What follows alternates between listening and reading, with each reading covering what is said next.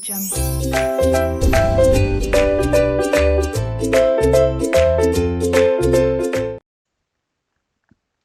Evening यश, good evening हर्ष, नवनीत, सौम्या, इशिका, प्रिया, Shekhar, Himanshu.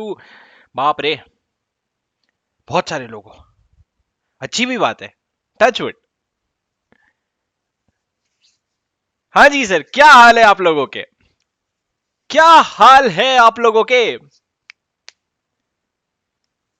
Yes people, चलो guys, welcome to the very first batch for CA Inter, wherein we are going to cover the full syllabus of CA Inter in about 100 hours. Sir तो ये batch क्या है? Fast track है, regular है, क्या है ये ना ऐसा बैच है जिसमें मेरे साथ जो लोग क्या करते हैं, पता है क्या करते हैं? रेगुलर बैच लेते हैं 180 घंटे का, और फिर उसको 2x की स्पीड पे चलाते हैं और उसको 90 घंटे में खत्म कर देते हैं। फिर सोचते हैं अरे मैंने 180 घंटे का रेगुलर कंटेंट किया, मेरे साथ नहीं कर पाओगे तुम। मेरे बैच में तुम 1.5x पे देख लोगे, शायद 60 घंटे 70 घंटे बाद 2x पे देखने लायक हो जाओगे, लेकिन उससे ज्यादा स्पीड नहीं कर पाओगे तुम। ठीक है, I am good Jinesha, thank you. Okay, तो sir how is our class going to be today? How are we going to go about our class? Today's class will be very light. ठीक है, एकदम आराम से। अपने को अचानक से डरना नहीं, अपन फाउंडेशन से उठ करके आए हैं, अचानक से बोले इंटर का इतना बड़ा सिलेबस, अपन डर जाएंगे। ठीक है, तो आराम से पढ़ेंगे। प्रशांत, नोट्स क्या दे दूं? ये दे दूं लिखा हुआ, welcome we will start in 10 minutes, इसका नोट्स दे दूं? हाँ प्रशांत, तुम लोगों को सारी चीजें, मैं यहां बैठा हूं ना, मैं कहीं जा रहा हूं क्या? जब तक मैं यहां से नहीं जाता, तुमको किसी चीज का टेंशन नहीं लेना है कि सर नोट्स कहां से मिलेंगे, बैकअप कहां से, फलाना ढिमकाना, सारी चीजें कर लेंगे। पहले मैं जो पढ़ाने आया हूं, जो समझाने आया हूं, वो समझ लेते हैं, और उसके बाद ये सारी चीजें देख लेंगे। ठीक है, तुम लोगों को मेरी स्क्रीन अभी फिलहाल नहीं दिख रही होगी। अब तुम बोलोगे सर दिख तो रही है, वो क्या है? वो अटक गया है, ये स्क्रीन अटक गया है। अभी मैं वापस से शेयर करूंगा ना, तब तुम लोगों को स्क्रीन दिखेगी। तो कई बार ऐसा होता है, तुम लोगों को स्क्रीन दिख रही होगी, तुम लोगों को लगेगा शेयर हो रहा है, पर वो एक्चुअली में अटक जाता है। ओके सर, ओके गाइस, सबसे पहला question, I am super excited about this batch, like super से भी ऊपर excited about this batch. What is your status? आप लोगों का क्या हाल है? कहां है तुम्हारा जोश?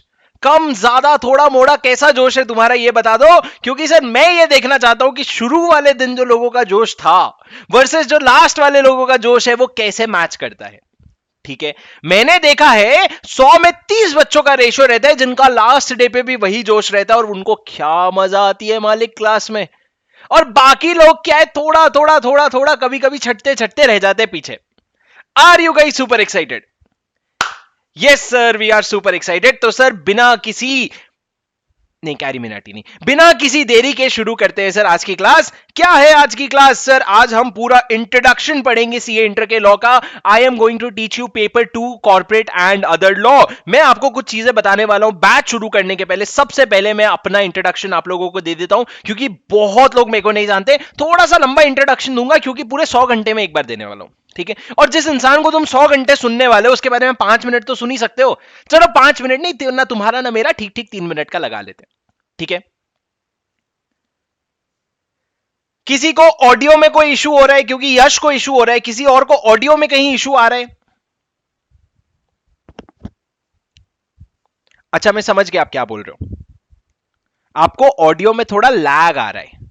ठीक है, आप लोगों को ऑडियो में थोड़ा लैग आ रहा होगा कि मैं आवाज पहले आ रही है और मैं दिख बाद में रहा हूं, ऐसा हो रहा होगा, करेक्ट? हाँ सर, अभी तक आपने बोला नहीं था तो नोटिस नहीं हुआ था, अब नोटिस हो रहा है क्योंकि अब आपने बोल दिया। हाँ चलो, आज मैनेज कर लो, उसको कल ठीक कर देंगे। ठीक है, तुम लोग मेरे लिप्स, तुम लोग मेरे को, मेरे मुंह को मत देखो, बाकी शक्ल देखो। ठीक है, सुनो मेरी बात, मैं क्या कह रहा हूं सर। सबसे पहले अपन बात करते हैं इंट्रोडक्शन। सबसे पहले मेरा इंट्रोडक्शन बता देता हूं। My name is Shubham Singhal. I qualified my chartered accountancy back in November 2018 and I cleared my CA final with an all India rank 4.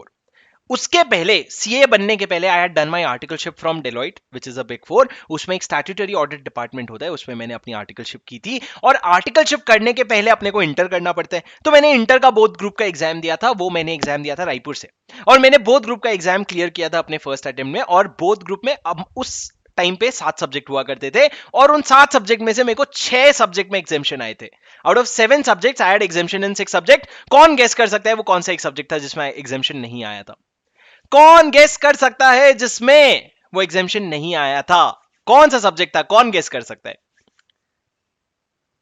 हाँ,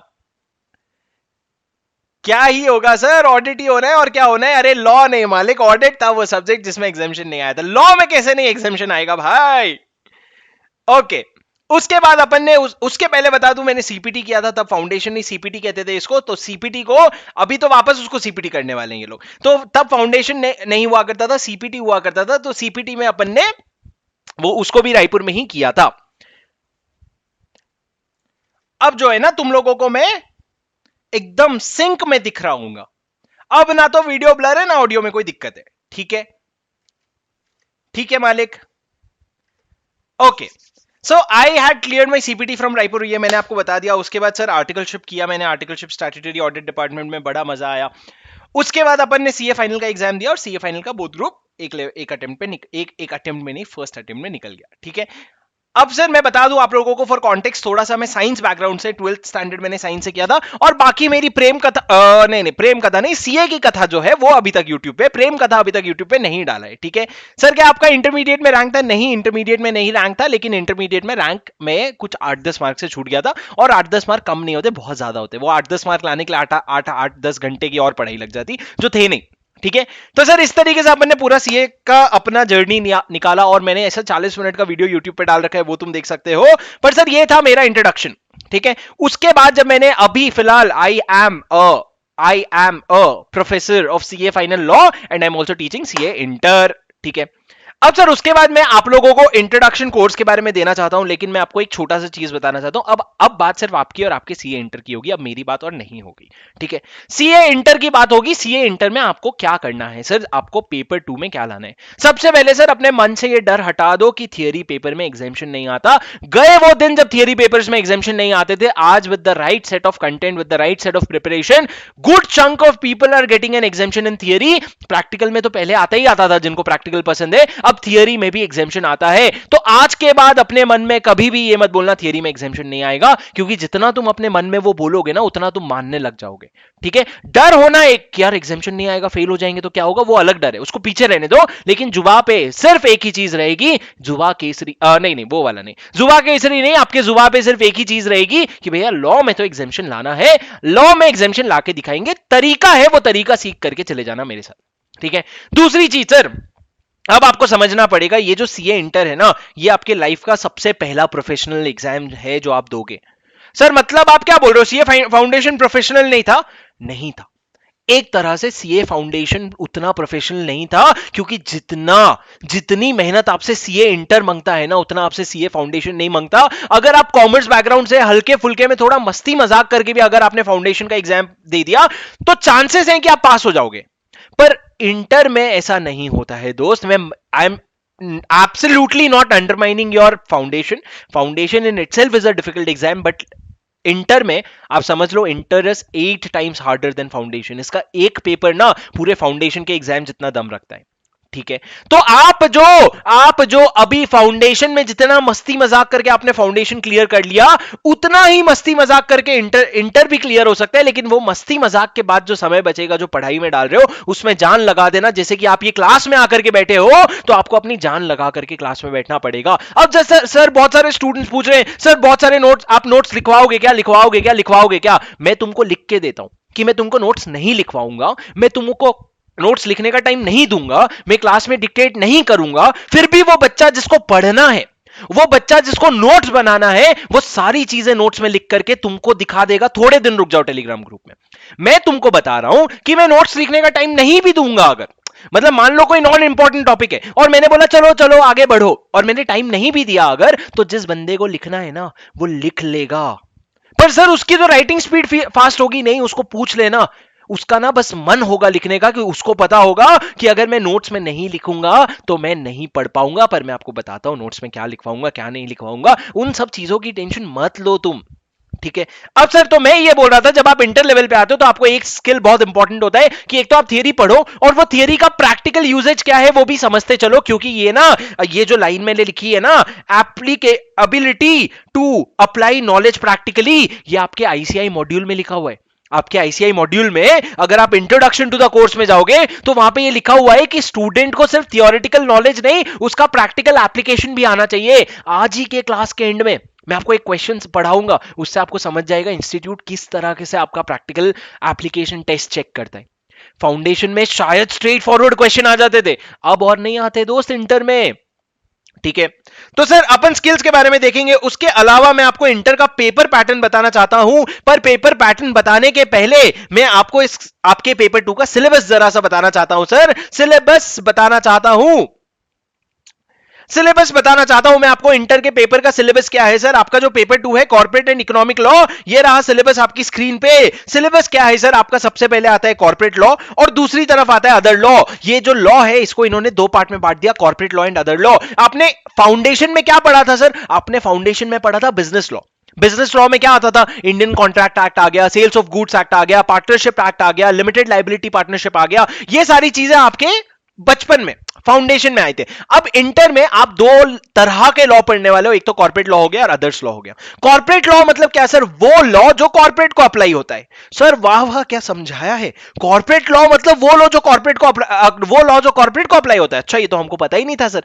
अरे बता रहा हूं, सब्र करो। कॉर्पोरेट मतलब क्या सर? कॉर्पोरेट मतलब कंपनीज। अभी के लिए ये समझ लो, कॉर्पोरेट मतलब कंपनीज। तो सर कंपनी को जो लॉ लगता है ना, उन लोगों को कंपनी लॉ कहते हैं। और कंपनी लॉ हमारे लिए बहुत इंपॉर्टेंट फैक्टर है सर। क्यों ऐसा? क्योंकि कंपनी लॉ जो है ना, जब आप सीए बन जाते हो तो आप क्या करते हो? आप ऑडिट करने जाते हो। अब ऑडिट किसका किसका हो सकता है, या फिर टैक्सेशन किसका किसका हो सकता है? या तो एक इंडिविजुअल का हो गया, मेरे जैसे एक इंडिविजुअल का हो गया, या मेरी कोई पार्टनरशिप फर्म है उसकी हो गई, या आधे से ज्यादा कंपनीज होते हैं उनकी ऑडिट या टैक्सेशन होता है। अब जब किसी कंपनी का आप ऑडिट करने जा रहे हो कि भैया ये ढंग से फाइनेंशियल स्टेटमेंट बना रहा है कि नहीं, ये ठीक से कंप्लायंस कर रहा है कि नहीं, तो आपको एज अ सीए कंपनी का नॉलेज तो होना चाहिए कि भैया कंपनी में कितने शेयर होल्डर होने चाहिए, कंपनी में कितने डायरेक्टर होने चाहिए, कितने तरह के कंपनी होने चाहिए। तो इसलिए हम सर पूरा कंपनी लॉ पढ़ेंगे। अब मैं आपको कंपनी लॉ के बारे में बता दूं। कंपनी लॉ जो होता है ना, उसको कहते हैं कंपनीज एक्ट जो होता है। बेसिकली ये कंपनीज एक्ट आपका पूरा सेक्शन 1 से शुरू होता है और सेक्शन 470 तक चलता है। सर अब ये सेक्शन क्या होता है? What is this section? दोस्तों जब एक एक्ट लिखना होता है ना, एक एक्ट अगर लिखना होता है तो एक्ट को किसी तरह स्ट्रक्चर में लिखना पड़ेगा ना, किसी तो स्ट्रक्चर में लिखना पड़ेगा। तो सबसे पहले इन्होंने बोला, सबसे पहले ना तुम चैप्टर्स बनाओ, अलग अलग चैप्टर्स बनाओ। तो ऐसा कर करके इन्होंने ना टोटल 29 चैप्टर्स बनाए।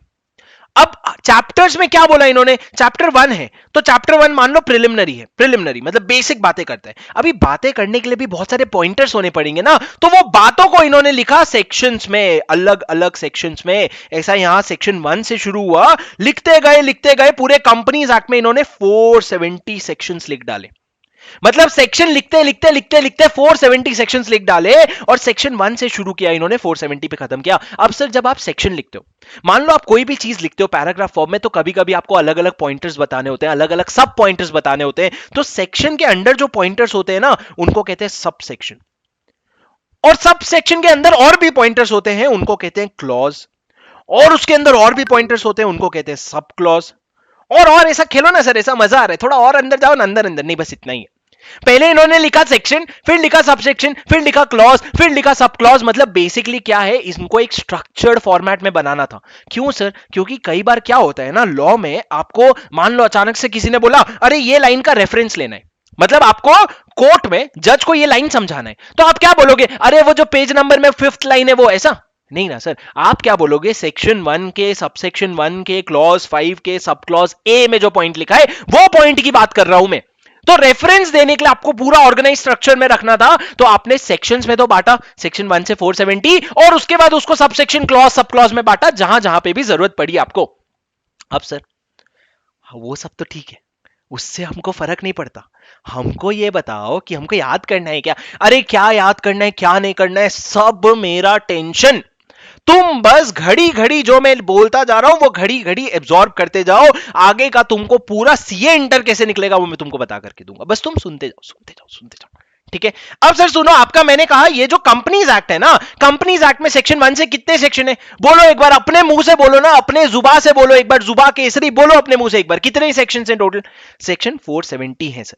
ठीक है, आपके मेरे बोलने पे और आपके टेक्स्ट के बीच में there is a lag of 10 seconds. ठीक है, तो अगर आपको मैं लेट रिप्लाई कर रहा हूं तो शांति बनाए रखना कृपया, यात्रीगण कृपया शांति बनाए रखना। अब मेरी बात सुनो सर, 470 सेक्शंस है, अब 470 सेक्शंस में से पूरा का पूरा 470 अपने को पढ़ना है क्या? नहीं, आपको सिर्फ और सिर्फ इंस्टीट्यूट ने बोला इतना ज्यादा नहीं पढ़ पाएंगे हमारे बच्चे, तो इन्होंने बोला 148 सब सेक्शन तक हम लोगों ने सीए इंटर में पढ़ना है। और 149 के बाद का क्या सर? 149 से लेकर के 470 तक आप लोगों ने सीए फाइनल में पढ़ना है।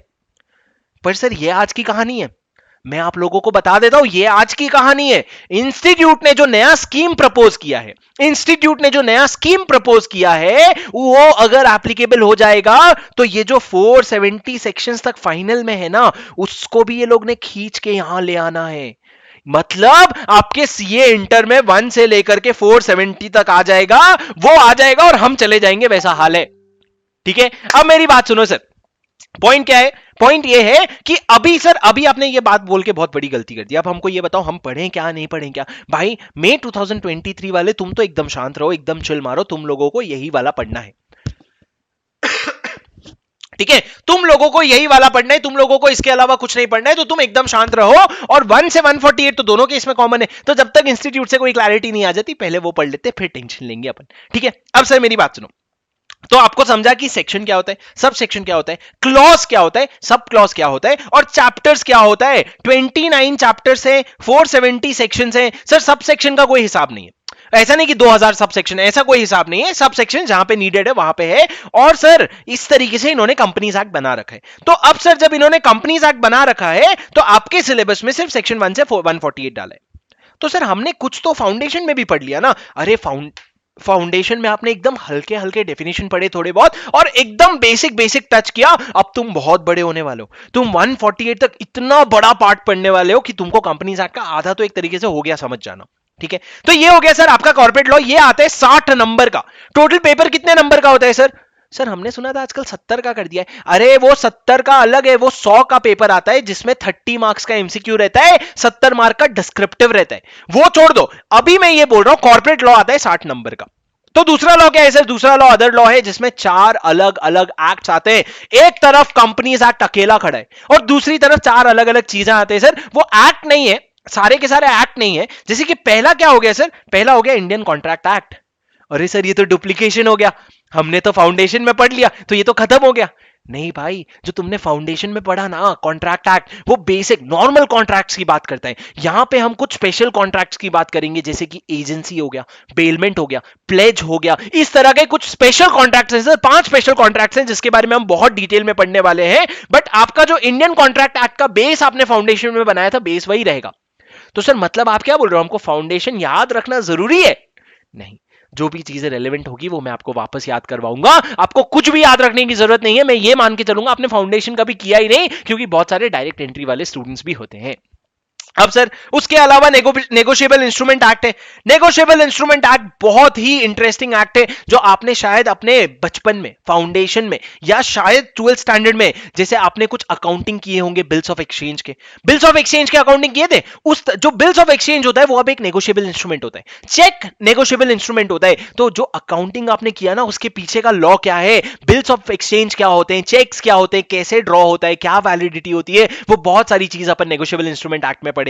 General clause act, general clause act और सर इंटरप्रिटेशन, ये दोनों में एक तरीके से ये बोल सकता हूं कि ये दोनों एक्ट वो हैं जो आपको लॉ समझने में हेल्प करते हैं। जनरल क्लॉज एक्ट क्या है sir? General clause act is basically an act which helps you understand law. तो भाई इसको बचपन में पढ़ाने का था ना, पर ठीक है अपने को पढ़ना, अभी पढ़ाने बोला अपन पढ़ लेंगे। और सर लास्ट में इंटरप्रिटेशन ऑफ स्टैट्यूट करके एक आपका चैप्टर है, जिसमें वो आपको कहता है कि अगर हमने कहीं कंपनीज एक्ट में गलती से वर्ड में लिख दिया ना, गलती से वर्ड में लिख दिया ना, तो हम उसका इंटरप्रिटेशन शैल कर सकते हैं। क्या क्या बोले सर? सर मेरे को एक बात बताओ, I may go to Paris next year का मतलब क्या है? मैं शायद पेरिस जा सकता हूं, पर कंपनी लॉ ये कहता है कि हमने अगर मैं बोला ना तो उसका इंटरप्रिटेशन हम शैल निकाल सकते हैं अगर हम चाहें तो। मतलब सर ये वो चैप्टर है जहां पे कंपनीज एक्ट बताएगा या कोई भी एक्ट बताएगा कि मेरी मनमर्जी कैसे चलती है वो तुम देखो। पर सर मुद्दे की बात हमारे लिए ये है कि ये जो चारों चैप्टर है ना दूसरी तरफ, ये लोग मिला करके they constitute 40 marks of your syllabus, and that is how your 100 marks is divided. 60 marks का कॉर्पोरेट लॉ, 40 मार्क्स का अदर लॉ। 60 मार्क्स के कॉर्पोरेट लॉ में आपका पूरा कंपनीज एक्ट सेक्शन 1 से 148 तक आता है, और अदर लॉ में आपके 4 अलग अलग तरह के एक्ट आते हैं। क्या इतनी सी बात तुमको समझ आई? क्या बस इतनी सी बात तुमको समझ आई? Okay sir, okay okay guys, अब मेरी बात सुनो, अब मेरी बात सुनो।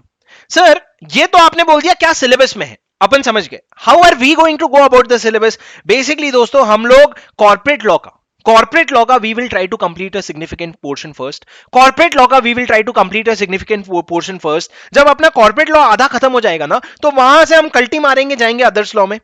We will go to others law, वहां पे थोड़ा मोड़ा खत्म करेंगे और वापस कंपनी लॉ पे आ जाएंगे। क्यों सर, क्यों ऐसा? बिकॉज जब तक by the time I reach the end of corporate law ना, यू मे बी लाइक अरे बस हो गया सर, इससे ज्यादा दिमाग में घुस ही नहीं रहा है अपने को। So somewhere in between we will do dive into others law, finish a portion of others law also and come back so that we have some more interesting portion left for ourselves. तो sir ये हो गया आपका introduction about the syllabus. अब मैं आपको बताता हूं कि आपका पेपर पैटर्न कैसा रहता है।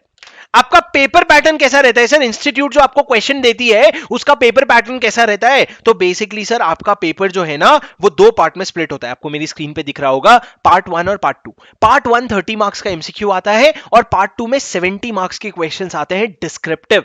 एमसीक्यूज मतलब क्या सर? अभी तक ये चल रहा था, बहुत ही जल्द नेगेटिव मार्किंग आने वाले हैं, तो कुछ भी कर लो टिक नहीं मार पाओगे क्योंकि नेगेटिव मार्किंग आने वाले।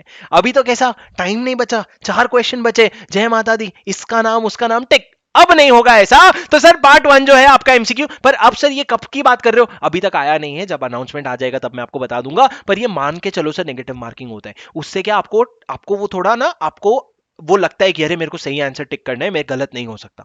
ठीक है, तो सर पार्ट 1 जो है वो आपके 30 मार्क्स के एमसीक्यूज आते हैं, और पार्ट 2 जो है उसमें 70 मार्क्स का डिस्क्रिप्शन आता है। अब जो 70 मार्क्स का होता है ना, उसमें आपको 5 क्वेश्चन दिए होते हैं, जिसमें से आपको 4 क्वेश्चन अटेंड करना पड़ता है। पहला वाला क्वेश्चन तो मैंडेटरी रहता है, और बाकी के आगे जो 4 क्वेश्चन होते हैं उसमें से आपको 3 क्वेश्चन अटेंड करना होता है। मतलब सर टोटल अरे मालिक सुनो ना, टोटल आपको 4 क्वेश्चन अटेंड करना होता है सर। पर सर 4 क्वेश्चन मिला के 70 मार्क का कैसे होगा?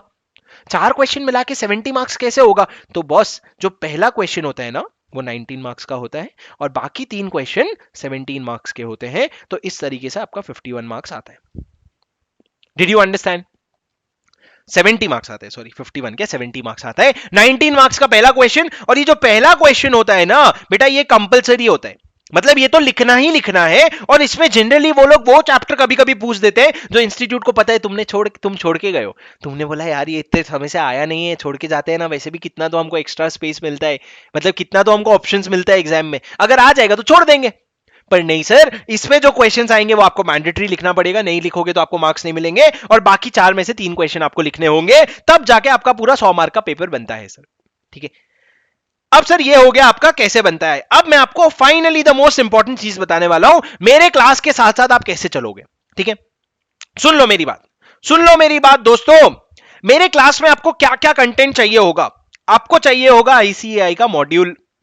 अब आईसीआई का मॉड्यूल या तो आप तक पहुंच गया है या फिर आप तक नहीं पहुंचा है। अगर आपके पास पहुंच गया है तो सॉर्टेड है, पर अगर आपके पास नहीं पहुंचा है तो आपके पास 2 ऑप्शन है।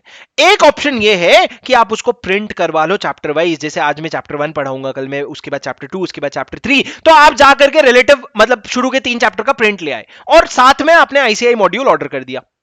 ठीक है, दूसरा ऑप्शन यह है कि आप ऑनलाइन भी मॉड्यूल को जाकर के पढ़ सकते हो। अगर आपके पास टैबलेट है या ठीक ठाक सा लैपटॉप है तो आप ऑनलाइन जाकर के भी मॉड्यूल को पढ़ सकते हो, क्योंकि जो अल्टीमेट आपका बेस रहेगा ना वो मेरा समरी नोट्स रहेगा। क्या है सर समरी नोट्स? ये आईसीआई मॉड्यूल के साथ साथ आपको रेफर करना पड़ेगा the ultimate solution. Sir the ultimate solution का क्या? द अल्टीमेट सोल्यूशन का 2 चीज मैं आपको देने वाला हूं, समरी नोट्स और क्वेश्चन बैंक। समरी नोट्स और क्वेश्चन बैंक। सर ये समरी नोट्स और क्वेश्चन बैंक में क्या होगा? क्वेश्चन बैंक में आपके मई 2018 से लेकर के 2018, 19, 20, 21, 22 का मई तक जितने भी क्वेश्चंस आए हैं, चाहे वो आरटीपी के हो, चाहे वो एमटीपी के हो, चाहे वो पास्ट पेपर हो, चाहे आईसीआई का मॉड्यूल का हो, जितने भी क्वेश्चंस आए ना सारे आपको इस क्वेश्चन बैंक में मिल जाएंगे दोस्त। इसके बाहर एक क्वेश्चन करने की तुमको जरूरत नहीं है, क्योंकि सर ये क्वेश्चंस मोर देन इनफ होंगे आपके लिए, इससे ज्यादा आपको करने की जरूरत ही नहीं है। इसके अलावा मान लो अगर आपका नवंबर 2022 में एग्जाम है, तो उस समय जो आरटीपी आएगा या उस समय जो एमटीपी आएगा, जो अभी तक आया नहीं है, जो 1 महीने 1.5 महीने पहले आता है, वो लेकर के बस कर लेना, और कुछ भी करने की जरूरत नहीं है। और सर समरी नोट्स में क्या होगा? Summary notes will basically be your last day material. Sir ये एक ऐसी बुक है जो वो आपका फर्स्ट डे और लास्ट डे दोनों मटेरियल बनेगा, और यही चाहिए होता है सर एक स्टूडेंट को। आज मैं आपको 1000 पेज की बुक से पढ़ाऊं और मैं आपको बोलूं एग्जाम के पहले कि भाई तू ये 100 पेज की बुक से रिवाइज कर लेना, आप बोलोगे नहीं सर मेरे को ये 1000 पेज की बुक में ज्यादा कंफर्ट है, क्योंकि ये बुक में मैंने अपने मार्किंग्स की है, ये बुक को मैंने अपना बनाया है, अब ये मेरी है किताब, तो सर मेरे को यही चाहिए किताब। तो sir in that case that is why what we do is, जो अपना जो समरी नोट्स रहेगा वो समरी नोट्स वही रहेगा जो आप लास्ट डे रिवीजन तक यूज करोगे। ये समरी नोट्स और क्वेश्चन बैंक आपको मिलेगा। सर क्या आपका क्वेश्चन बैंक विद सॉल्यूशन है? नहीं बेटा, उसमें क्वेश्चन है, मैं एक अलग से आंसर बैंक निकालूंगा, उसमें तुमको आंसर दूंगा। अरे अच्छी बात करते हो सर, क्वेश्चन बैंक में पूरा क्वेश्चन आंसर। और मैं आपको यह भी बता दूं, जो क्वेश्चन बैंक रहेगा ना उसका जो आंसर रहेगा ना वो पूरा पूरा आईसीआई फॉर्मेट में रहेगा, पूरा का पूरा आईसीआई फॉर्मेट में। तुमको टेंशन लेने की जरूरत ही नहीं है कि यार ये क्वेश्चन में आंसर ठीक ठाक नहीं लग रहा है, ऐसा हम लिख सकते हैं क्या? तुम बिंदास लिख सकते हो, क्योंकि मैं तुमको आईसीआई का सजेस्टेड आंसर ही उठा करके डालूंगा। ठीक है, तुम्हारा suggested answer with the latest amendment, with the latest updation, and उसको थोड़ा और प्रेजेंटेबल बना करके मैं आपको डालूंगा, ताकि आपको पढ़ने में आसानी जाए। उसमें कीवर्ड्स अंडरलाइन होंगे, और साथ साथ में आपको नीचे मेरे ऑथर्स नोट भी मिलेंगे आंसर्स में, वो सब मैं आपको प्रैक्टिकली दिखाऊंगा। बट सर क्वेश्चन बैंक और समरी नोट्स मिलेगा आपको। सर कहां मिलेगा ये आपको हर दिन के क्लास के पहले आपको ये आपके व्हाट्सएप ग्रुप पे मिल जाएगा, जो व्हाट्सएप ग्रुप आप ज्वाइन कर रखे हो वहां पे आपको मिल जाएगा। बाद में जो बच्चे रिकॉर्डेड ले रखे ना, शांति, बाद में जो बच्चे जिन लोगों ने रिकॉर्डिंग ले रखा है ना, आपको जो ईमेल में एक्सेस आया था उसी ईमेल में अगर आप जाओगे ना तो आपको वहां पे मेरे सारे फाइल्स एक्सेस करने के मिल जाएंगे। जो भी नोट्स में क्लास में लिखा रहा हूं, जो भी चीजें मैं क्लास में बोल रहा हूं दूंगा, वो आपको उस गूगल ड्राइव लिंक पे मिल जाएगा। कौन सा गूगल ड्राइव लिंक सर? जहां से आपने क्लास लिए हैं, जो आपको ईमेल आया होगा ना उसमें गूगल ड्राइव लिंक होगा जहां से आपने लेक्चर्स डाउनलोड किए। ठीक है, और सर बाकी तो व्हाट्सएप ग्रुप में मिल जाएगा। और वरुण पता नहीं यार तुमको नहीं मिला, 100 बच्चे ऐड हो गए उस ग्रुप में ऑलरेडी, तुमको ही नहीं मिला बस लिंक। अब मेरी बात सुनो सर, आ जाओ। Sir sir sir sir sir तो सर मैंने आपको कहा कि आपको ये मॉड्यूल मिलेंगे, पर इसका करना क्या है सर? इसको पढ़ेंगे कैसे, क्या करेंगे? मैं आपको बहुत सिंपल ट्रिक बताता हूं दोस्तों। जब मैंने सीए फाइनल की तैयारी की थी ना, तो सीए फाइनल की जब मैंने क्लासेस ली थी ना, तो क्लासेस में मैंने एक बहुत अच्छा काम किया था। थियरी पेपर में क्या होता है पता है? थियरी सब्जेक्ट में क्या होता है, कभी कभी कॉन्सेप्ट बहुत इजी होता है, और अपन लोग कुछ लोग होते हैं ऐसा जो हम एक बार में समझ जाते हैं सर ने क्या बोला। अब दूसरी बार जब सर रिपीट कर रहे तो हमारा मन सुस्त हो रहा है, बोले अरे यार क्या यार ऐसा हो रहा है। जब ये रिपीट होता रहता है ना, तो क्या होता है, जब ये रिपीट होता रहता है तो आप लोगों को आती है सुस्ती, आप लोगों को लगता है नहीं यार मैं बोर हो रहा हूं, नहीं यार मेरे को नींद आ रही है, और फिर आपका ग्राफ ऐसा नीचे चला जाता है। तो उसके लिए क्या करना होता है सर? जब आप क्लास में बैठे हो ना, अपने मन को 100% ऑक्यूपाइड रखो। जैसे मैं अपने मन को कैसे ऑक्यूपाइड रखता था सर, अगर सर ने एक बहुत बड़ा कॉन्सेप्ट समझाया और मेरे को वो एक बार में समझ आ गया, मेरे को पता है 2 बार सर रिवाइज करवाने वाले, तो मैंने या तो सर का कोई पुराना वाला कॉन्सेप्ट बुक से पढ़ लिया, या फिर मैंने उसके कोई क्वेश्चन ही साथ साथ में देख लिए जो सर नहीं करवाने वाले, या कुछ भी ऐसा रेलेवेंट काम कर लिया। फोन चला लिया, रेलेवेंट काम नहीं होता है दोस्त। ठीक है, फोन से तो और ज्यादा सुस्ती आती है। मैं तुमको बता रहा हूं, तुम मेरी क्लास सुनते सुनते जो तुम हाथ में फोन पकड़े हो, अगर तुम फोन क्लास के लिए देख रहे हो तो ठीक है, लेकिन अगर तुम उसमें इंस्टाग्राम चला लिए, वो सारी चीजें कर लिए ना, तो तुमको एकदम ही सुस्ती आ जाएगी, तुम छोड़ दोगे और तुमको लगेगा क्लास बोरिंग था। ठीक है, तो सर एक्टिव रहना है, एक्टिव ऐसे रहना है कि जो भी क्वेश्चंस आपके पास क्वेश्चन बैंक पहले से आ जाएंगे, आप उसमें जाके स्क्रॉल करके देख सकते हो कि अरे यार स्मॉल कंपनी अगर मैं पढ़ा रहा हूं और तुमको डेफिनेशन समझ आ गया तो स्मॉल कंपनी के क्वेश्चन सॉल्व कर लो। क्या होगा ज्यादा से ज्यादा, उसके बाद सेम क्वेश्चन मैं सॉल्व करवाऊंगा क्लास में, तो 2 चीज एक्स्ट्रा ही सीखोगे ना, कि अरे जब मैंने सॉल्व किया था तो मैंने ऐसे सॉल्व किया था, सर ने सॉल्व करवाया तो ऐसे सॉल्व हुआ, ये डिफरेंस है। ठीक है, तो सर मेरा ये रिक्वेस्ट है कि जब आप क्लास में बैठे हो ना, तो सबसे पहले तो मेरी बातें सुनो, क्योंकि वो सुनने के लिए आप क्लास आए हो। दूसरा पॉइंट उसके साथ आप नोट करो। सर नोट मतलब ये नहीं होता है कि मैंने यहां स्पेस छोड़ के यहां लिखना शुरू किया तो तुम भी वही कर रहे हो। तुम क्या करो, सुन रहे हो, अभी तुम नीचे देखो और तुम लिखना शुरू कर दो। फर्स्ट पॉइंट में मैं जो बोल रहा हूं, सेकंड पॉइंट में मैं जो बोल रहा हूं। तुमको ऐसा नहीं है मेरे तरह की चार्ट्स बनाने, मेरे तरह का ही कॉपी करना है, तुमको बिल्कुल भी कॉपी नहीं करना है। तुमको ना बस जो सुन रहे हो तुम अपने नोट्स में उसको लिखते जाओ ताकि उससे तुम्हारा प्रेजेंस ऑफ माइंड बना रहे और तुम एक्टिव रहो, ताकि तुम ना जितना ज्यादा सुन सकोगे। दोस्तों कभी तुम्हारे साथ ऐसा हुआ है, एक बात बताना, कभी मूवी देखने गए हो, ठीक है, और तुम देखा है मूवी अच्छी लगी, उसके बाद तुम्हारे दोस्त ने पकड़ के तुमको दोबारा ले गया कि भाई तू मेरे बिना अकेले कैसे चल गया, चल फिर से चल, तो तुम चले गए उसके साथ मूवी देखने। अब जब तुम दूसरी बार मूवी देखने गए हो ना, कभी तुमको ऐसा सीन दिखा है, अरे यार ये सीन तो मैंने पहली बार में देखा नहीं था और मैं तो कुछ कर भी नहीं रहा था, मैं तो पूरा टाइम मूवी देख रहा था, फिर कैसे छूटा मेरे से ये सीन? ऐसा हुआ है कभी तुम्हारे साथ? बोलो बोलो, कभी हुआ है तुम्हारे साथ ऐसा? सर सर सर, ये जो होता है ना, ये क्यों होता है? क्योंकि हम लोग को लग रहा है सुन रहे हैं, लेकिन जब हमारा दिमाग एक चीज प्रोसेस कर रहा होता है ना, उतने में जब एक बार इंफॉर्मेशन आ जाता है तो आपका दिमाग वो प्रोसेस करते वक्त वो ले नहीं पाता है। तो द पॉइंट इज क्लास में जब आपको लग रहा है सुन रहे हो, लेकिन अगर आप इधर उधर अपना माइंड बहुत ज्यादा डिस्ट्रैक्ट करोगे तो आपको नहीं समझ आएगा। तो नोट्स जब लिख रहे हो ना, तो एकदम ध्यान बनाए रखो और साथ साथ में चीजें भी सुनते रहो। अगर आपका माइंड 100% काम कर रहा है ना दिमाग में, तो आपको नींद नहीं आएगी क्लास में। ठीक है, ठीक है, ठीक है सर, समझ गए। बस सर, अभी आप बच्चों जैसा मत समझाओ सर, हम लोग इतने भी छोटे नहीं हैं। आपको क्या पता क्या क्या करके बैठे हैं हम लोग। हाँ, आपने अपनी उम्र में वो सब किए भी नहीं होंगे जितनी चीजें हम करके बैठे। बच्चे समझ रखे हो क्या आप हमको? हाँ बेटा, पता है हमको, सब पता है हमको।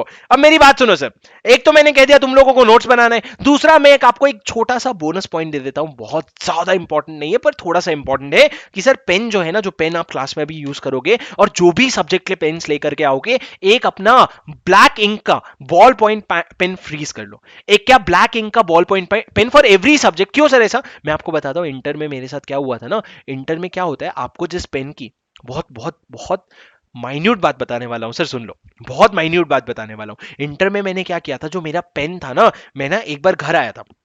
So I used to stay in Raipur, but मेरा घर is originally in Odisha. So I came to my home once and I bought this pen.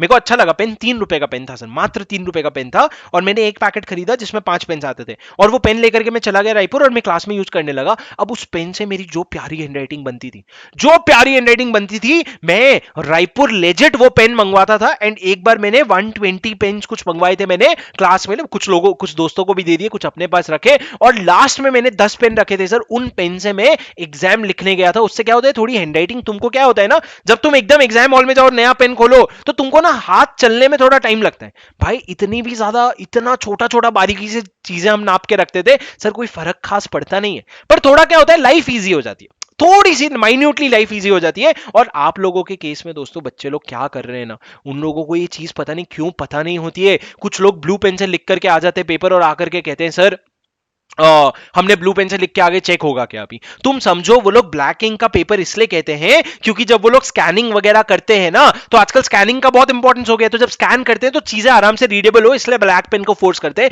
तो प्लीज एक ब्लैक पेन ले लो। अभी कौन सा ब्रांड का फोन पेन, कितने रुपए का पेन, वो मेरे को नहीं पता। 3 रुपए का पेन भी काम करता है, 300 रुपए का पेन भी काम करता है, जो तुमको ठीक लगे। ठीक है, तो सर एक पेन ले लेना और पेन से शुरू कर देना। पेन के बारे में ज्यादा नहीं घुस रहा हूं मैं तुम्हारे लिए। अब सर बहुत हो गया, बच्चों वाली बातें बहुत कर ली, अब थोड़ा करे क्लास शुरू करे। 3 रुपए वाला पेन मस्त होता है कह रहा है आदर्श। आदर्श बोले सर 3 रुपए वाला पेन मस्त होता है एकदम। विद्या कहती है कौन सा पेन था सर, मेरे को याद नहीं यार, वो अभी मेरे को याद नहीं, पर वो वैसे भी ब्लैक में नहीं था, ब्लू वाला ही मस्त था उसका, पर तब ब्लू चलता था, ब्लैक चलेगा, तुमको ब्लैक में ही लिखना पड़ेगा, पहले ब्लू ब्लैक दोनों अलाउड था। अब सर आ जाओ ना, मेरी बात सुनो। अब मैं तुमको ना सर कुछ पढ़ाने वाला हूं सर। सबसे पहले मैं आपको एक बहुत इंपॉर्टेंट कॉन्सेप्ट बताने वाला हूं। सबसे पहले हम क्या शुरू करेंगे सर, हम शुरू करेंगे कॉर्पोरेट लॉ। क्या कहा मैंने, हम शुरू करेंगे कॉर्पोरेट लॉ। कॉर्पोरेट लॉ में हम क्या पढ़ेंगे सर, कॉर्पोरेट लॉ में हम पढ़ेंगे कंपनीज एक्ट। ठीक है सर, हाँ सर समझ गए, कंपनीज एक्ट पढ़ेंगे। सर कोई बता सकता है कंपनीज एक्ट कौन से साल में आया था? कोई बता सकता है कंपनीज एक्ट कौन से साल में आया था? सर कंपनीज एक्ट अभी जो हम पढ़ने वाले हैं ना, वो हम पढ़ने वाले हैं 2013, जो आज से 10 साल पहले आया था, 2013, एकदम नया नया ताजा ताजा। लेकिन सर इसके पहले एक कंपनीज एक्ट 1956 हुआ करता था। 1956 में इन्होंने कंपनीज एक्ट बना दिया, और वो जो 1956 वाला कंपनीज एक्ट है वो 57 इयर्स चला, और 57 इयर्स बाद उसको खत्म करके एक नया एक्ट बना दिया, कंपनीज एक्ट 2013, जो इसी का अपग्रेडेड वर्जन है।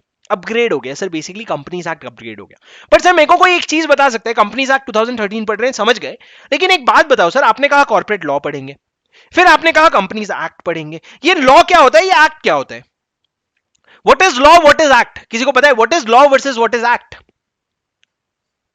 अरे बोलो बोलो, तुम लोगों को बोलना पड़ेगा, जितना बोलोगे उतना कम सोओगे। बोलो sir, what is the difference between law and an act?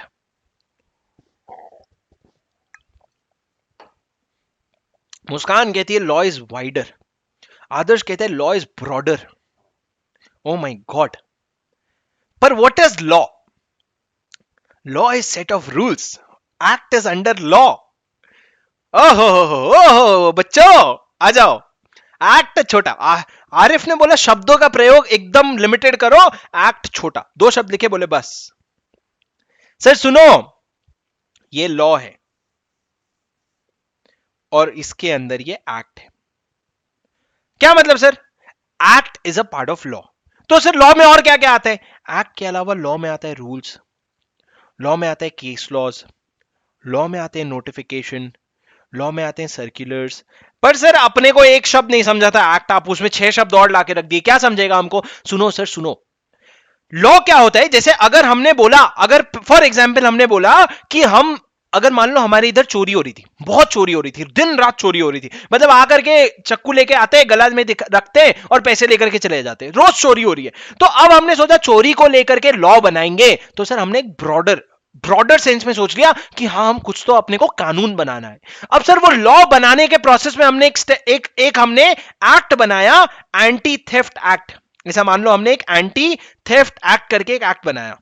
तो सर हमने पूरा, हमारा ब्रॉड ऑब्जेक्टिव क्या है कि हमको चोरी रोकना है, तो चोरी रोकने के लिए हमने एक स्टेप लिया, एंटी थेफ्ट एक्ट। उसके अलावा और भी हम 2-3 और एक्ट बना सकते हैं जो इस लॉ का पार्ट हो। तो sir act is a very specific term and law is a broader term. Act is a part of law, ठीक है। तो सर जब हमने बोला कॉर्पोरेट लॉ, तो मेरा मतलब था कहने का कि हम ऐसे लॉज बनाएंगे जो कंपनीज को गवर्न करेगा। उसमें सर एक हो गया कंपनीज एक्ट 2013, उसमें और भी चीजें हो सकती थी पर और चीजें नहीं है। पर जैसे पिछले फाउंडेशन में जैसे आपने देखा था बिजनेस लॉस, तो बिजनेस से रिलेटेड कौन कौन से लॉ है? इंडियन कॉन्ट्रैक्ट एक्ट भी लॉ है, सेल्स ऑफ गुड्स एक्ट भी लॉ है। तो ये सारे अलग अलग एक्ट हैं जो मिला करके बिजनेस लॉ बनते हैं। तो law is a broader term और उसके अंदर बहुत सारी चीजें आती है, जिसमें से एक चीज होती है एक्ट। सर एक्ट तो समझ गए, अच्छे से समझ गए, लेकिन ये रूल्स क्या होता है, ये केस लॉस क्या होता है? अरे केस लॉस तुमने फाउंडेशन में पढ़ा ना, सैल्मन वर्सेस सैल्मन, ऐसे सारे बहुत सारे केस लॉस पढ़े थे ना। वो सारे केस लॉस जो हैं ये क्या होते हैं sir? Case laws are basically something which help you interpret a section. क्या सर? सर अगर एक सेक्शन है, एक सेक्शन है सेक्शन 1, अब मिस्टर राम बोलेगा कि सेक्शन 1 का मतलब ये होता है। अब यहां पे मिस्टर श्याम बोलेगा नहीं नहीं भाई ये नहीं वो होता है। तो सर अभी राम और श्याम दोनों अपना अपना इंटरप्रिटेशन कर रहे हैं कि ये होता है वो होता है ये होता है वो होता है। अब कौन डिसाइड करेगा सर क्या होता है? तो ये दोनों जाएंगे कोर्ट में, और कोर्ट क्या करेगा? कोर्ट जो ऑर्डर देगा ना, वो ऑर्डर में लिखेगा कि राम वर्सेस श्याम के केस लॉ में ये डिसाइड हुआ था कि ये सेक्शन का मतलब ये है कि वो है, वो लिखेगा। अब सर ये जो केस लॉ है ना, ये बेसिकली आपको किसी किसी सेक्शंस में और ज्यादा क्लैरिटी देता है। तो एक लॉ समझने के लिए ना आप एक्ट तो पढ़ोगे ही, उसके साथ साथ आप उसके रिलेटेड केस लॉज भी पढ़ोगे। और सर सिमिलरली ये रूल्स क्या होता है? रूल्स क्या होता है मैं आपको थोड़ी देर पढ़ाऊंगा। करेक्ट, मोहम्मद चिन्नैया वर्सेस रमैया वाला case law, very interesting case law. तो सर अब एक्ट के साथ साथ रूल्स क्या होता है ये मैं आपको थोड़ी देर में पढ़ाऊंगा जब हम स्मॉल कंपनी का डेफिनेशन पढ़ेंगे। लेकिन sir law is a broader term and act is a part of it. अब सर ये तो हम समझ गए, पर मेरे को एक बात बताओ, आपने कहा कंपनीज एक्ट 2013, अब ये कौन माइका लाल है जो कहता है कि कंपनीज को ये रूल एप्लीकेबल होगा? मतलब मान लो कंपनीज एक्ट कहता है कि आपको कंपनी में 3 डायरेक्टर रखने पड़ेंगे। डायरेक्टर मतलब कौन सा डायरेक्टर? मतलब वो लोग जो कंपनी चलाते हैं, ठीक है। तो चलो डायरेक्टर नहीं, चलो मान लो हमने कहा कि उन्होंने कहा कि एक पब्लिक कंपनी में 7 मेंबर होने चाहिए, 7 शेयर होल्डर होने चाहिए। तो सर मेरा सवाल ये है, तुम कौन होते हो कहने वाले? हो कौन तुम जो एक्ट बना रहे हो? तो उन्होंने कहा मी पार्लियामेंट। कौन? पार्लियामेंट। क्या एक्ट बनता कैसे? तो मैंने बोला रुको जरा सब्र करो, भाई आया है सब बता के जाएगा, मेरी बात सुनो। सर एक्ट जो आपने बोला कि एक दिन कोई आया और बोला कंपनीज को ये चीजें करनी है, तुम हो कौन जो एक्ट बना रहे हो? तुम्हारे पास पावर कहां से आ रहा है? तो सर पावर जो है ना वो कोई है कॉन्स्टिट्यूशन नाम की कोई चीज जो पावर देता है। सर क्या? Constitution of India. Constitution of India is a document which talks about everything that can be done in India with regards to law. Constitution of India एक ऐसा कॉन्स्टिट्यूशन है जिसमें बहुत सारी चीजें लिखी है, जो हम कहते हैं ना हमारा फ्रीडम टू स्पीच है। कहां लिखा है? कॉन्स्टिट्यूशन ऑफ इंडिया में। तो सर कॉन्स्टिट्यूशन ऑफ इंडिया है, उसका एक आर्टिकल है 245, आर्टिकल 245। वो आर्टिकल 245 जो है वो पावर देता है पार्लियामेंट को कि पार्लियामेंट अगर तुम चाहो ना तो तुम लॉ बना सकते हो। सर ये पार्लियामेंट मतलब कौन हो गया? पार्लियामेंट मतलब अभी के लिए आप ये समझ लो, पार्लियामेंट मतलब दो लोग आते हैं, लोकसभा और राज्यसभा।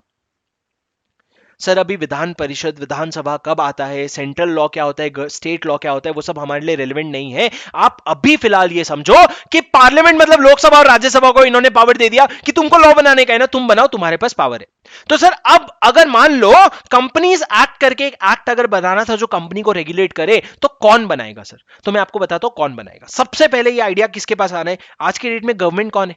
आज की डेट में किसकी सरकार है? सर किसकी सरकार है? बीजेपी की कांग्रेस की? किसकी सरकार है? बीजेपी की कांग्रेस की? किसकी सरकार है? अरे बोलो, बीजेपी की सरकार है कि कांग्रेस की सरकार है? सर आज की डेट में बीजेपी की सरकार है। करेक्ट, बीजेपी की सरकार है। तो मान लो अगर नरेंद्र मोदी जी तक कंप्लेन पहुंची कि यार ये कंपनीज ना बहुत नाटक कर रहे हैं, कंपनीज को अपने को कंट्रोल करना है, तो क्या करेंगे सर नरेंद्र मोदी जी? नरेंद्र मोदी जी बोलेंगे अपने डिपार्टमेंट को कि भैया जरा ये प्रॉब्लम आई है देखो। तो कौन से डिपार्टमेंट? सर अब एक चीज समझो, मिनिस्ट्री के सेंट्रल गवर्नमेंट के नीचे बहुत सारे मिनिस्ट्रीज होते हैं, जैसे कि क्या सर, आपका मिनिस्ट्री ऑफ फाइनेंस हो गया, मिनिस्ट्री ऑफ रेलवेज हो गया, मिनिस्ट्री ऑफ होम अफेयर्स हो गए, मिनिस्ट्री ऑफ कॉर्पोरेट अफेयर्स हो गए, मिनिस्ट्री ऑफ एक्सटर्नल अफेयर्स हो गए, ऐसे जितने भी अफेयर चल रहे। वो वाला अफेयर नहीं जो तुम सोच रहे हो नालायकों, वो अफेयर नहीं। अफेयर मतलब काम, वो भी काम है, लेकिन अफेयर मतलब सर जो सेंट्रल गवर्नमेंट के काम है, तो अलग अलग काम, जैसे कि ministry of corporate affairs. Corporate affairs मतलब क्या? जो कंपनी से रिलेटेड काम है जो मिनिस्ट्री देखती है, वो एक मिनिस्ट्री ऑफ कॉर्पोरेट अफेयर्स हो गए। ऐसे अलग अलग मिनिस्ट्री होती है सर। तो अभी कंपनी की बात आई तो नरेंद्र मोदी जी भेजेंगे किसके पास? मिनिस्ट्री ऑफ कॉर्पोरेट अफेयर्स के पास, कि मिनिस्ट्री ऑफ कॉर्पोरेट अफेयर्स हमको एक लॉ चाहिए इसके रिलेटेड। अब मिनिस्ट्री ऑफ कॉर्पोरेट अफेयर्स मतलब कौन sir? Who is our minister of corporate affairs? Sir ये जो अलग अलग डिपार्टमेंट्स होते हैं ना, हर एक डिपार्टमेंट का एक मिनिस्टर होता है। जैसे कि मिनिस्ट्री ऑफ होम अफेयर्स के अमित शाह जी हैं, मिनिस्ट्री ऑफ कॉर्पोरेट अफेयर्स के निर्मला सीतारमन जी हैं। तो इस तरीके से सर हर एक डिपार्टमेंट का मिनिस्ट्री होता है। तो मिनिस्ट्री ऑफ कॉर्पोरेट अफेयर्स में निर्मला सीतारमन जी क्या करेंगे? वो डिसाइड करेंगे हाँ हमको एक कंपनीज एक्ट बनाना है, तो वो सबसे पहले तो एक कमिटी बैठाएंगे। एक कमिटी बैठाएंगे, वो कमिटी क्या करेगी? वो कमिटी पूरा रिसर्च करेगी कि अभी तक क्या कंपनी लॉ था, यूएस में क्या कंपनी लॉ है, चाइना में क्या कंपनी लॉ है, इंडिया की क्या जरूरत है। वो पूरा रिसर्च करने के बाद ये कमिटी एक रिपोर्ट बनाएगी, जिसमें वो ड्राफ्ट बनाएगी कि हमारे हिसाब से कंपनी लॉ कैसा होना चाहिए। इस ड्राफ्ट को कहते हैं सर बिल। इस ड्राफ्ट को कहते हैं बिल। बिल ठीक है। अब ये जो ड्राफ्ट बना दी इस कमिटी ने, इस बिल को आप लेके जाओगे पब्लिक के पास और पब्लिक को बोलोगे पब्लिक हजरात पब्लिक मेरी बात सुनो। पब्लिक, हमने एक ड्राफ्ट बना के आपके पास लाया है जिसमें हम एक नया कंपनीज एक्ट लाने की बात कर रहे हैं, आप एक बार ये ड्राफ्ट पढ़ लो। सर मैं आपको एक एकदम जीता जागता एग्जाम्पल दूं, एकदम जीता जागता एग्जाम्पल। आपके इंस्टीट्यूट ने नया कोर्स लाने की बात की, न्यू कोर्स लाने की बात की, उसके लिए इंस्टीट्यूट को एक्ट में अमेंडमेंट करना पड़ा। तो अमेंडमेंट करने के लिए उन्होंने क्या किया? पहले प्रपोज्ड अमेंडमेंट बनाया। कहां बनवाया? उसको एक बिल में बनाया।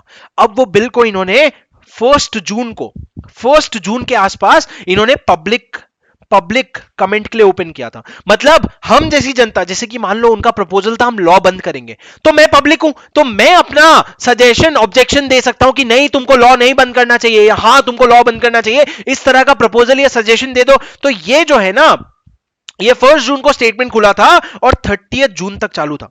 अब इस पीरियड में जिसको जो भी सजेशन देना है वो सजेशन देगा, जो भी ऑब्जेक्शन देना है देगा, और जब ये 30 जून को खत्म हो जाएगा ना, उसके बाद ये लोग देखेंगे कि कौन सा ऑब्जेक्शन वैलिड है, कौन सा ऑब्जेक्शन वैलिड नहीं है। जो भी ऑब्जेक्शन वैलिड था उसको ये लोग प्रपोज्ड बिल में चेंज कर देंगे और ये बन जाएगा सर रिवाइज्ड बिल।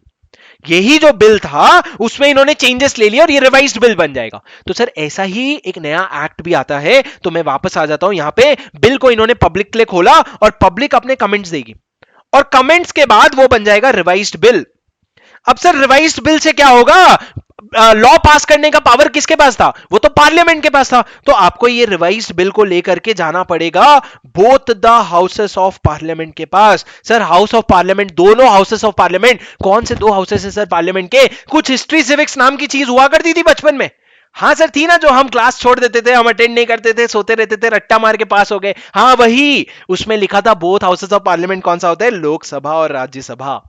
तो सर सबसे पहले आप उसको लोकसभा के पास लेके जाओगे या राज्यसभा के पास लेके जाओगे और उसके बाद आप उसको जो दूसरा हाउस है उसके पास लेके जाओगे और उनका अप्रूवल लोगे। जब ये दोनों ने अप्रूव कर दिया, किन्होंने सर, दोनों ने, एक ने, दोनों का अप्रूवल लगेगा। जब दोनों ने अप्रूव कर दिया तो उसके बाद क्या सर, हो गया बस? नहीं, उसके बाद आपको लेके जाना पड़ेगा उसको अपने प्रेसिडेंट के पास। बताओ दुनिया में कौन जग रहा है, प्रेसिडेंट कौन है अपने इंडिया का? खबरदार तुमने अमित शाह बोला, खबरदार तुमने अमित शाह बोला। सर कौन है प्रेसिडेंट इंडिया का? अरे बोलो बोलो, मुंह तो खोलो, कुछ तो बोलो। अमित शाह मत बोलना मालिक, बस। लगता है कि भाई प्राइम मिनिस्टर के नीचे जो पावरफुल बंदा होता है वो प्रेसिडेंट होता है और अमित शाह पावरफुल बंदा है। अरे बोलो, प्रणब मुखर्जी, प्रणब मुखर्जी। सर रामनाथ कोविंद जी हैं अपने प्रेसिडेंट। तो आप प्रेसिडेंट के पास जाओगे और प्रेसिडेंट के पास ये बिल लेकर के जाओगे और प्रेसिडेंट को बोलोगे प्रेसिडेंट जी हमने ये बिल बनाया, उस पर पब्लिक का कमेंट ले लिया, हमने राज्यसभा और लोकसभा दोनों जगह अप्रूव करवा लिया और अब हम इस पे आपका फाइनल अप्रूवल लेने आए हैं। और जब यहां पे रामनाथ कोविंद जी साइन कर देंगे ना, आरके जी, तब जाके ये बिल जो है ना सर एक्ट बन गया। अब ये फाइनल आपका कंपनीज एक्ट हो गया तैयार। अब सर मेरे को एक बात बताओ, मैं बेचारा घर में इंसान कमरे में बंद पड़ा रहता हूं, मेरे को क्या पता प्रेसिडेंट ने कौन सा डॉक्यूमेंट साइन किया है?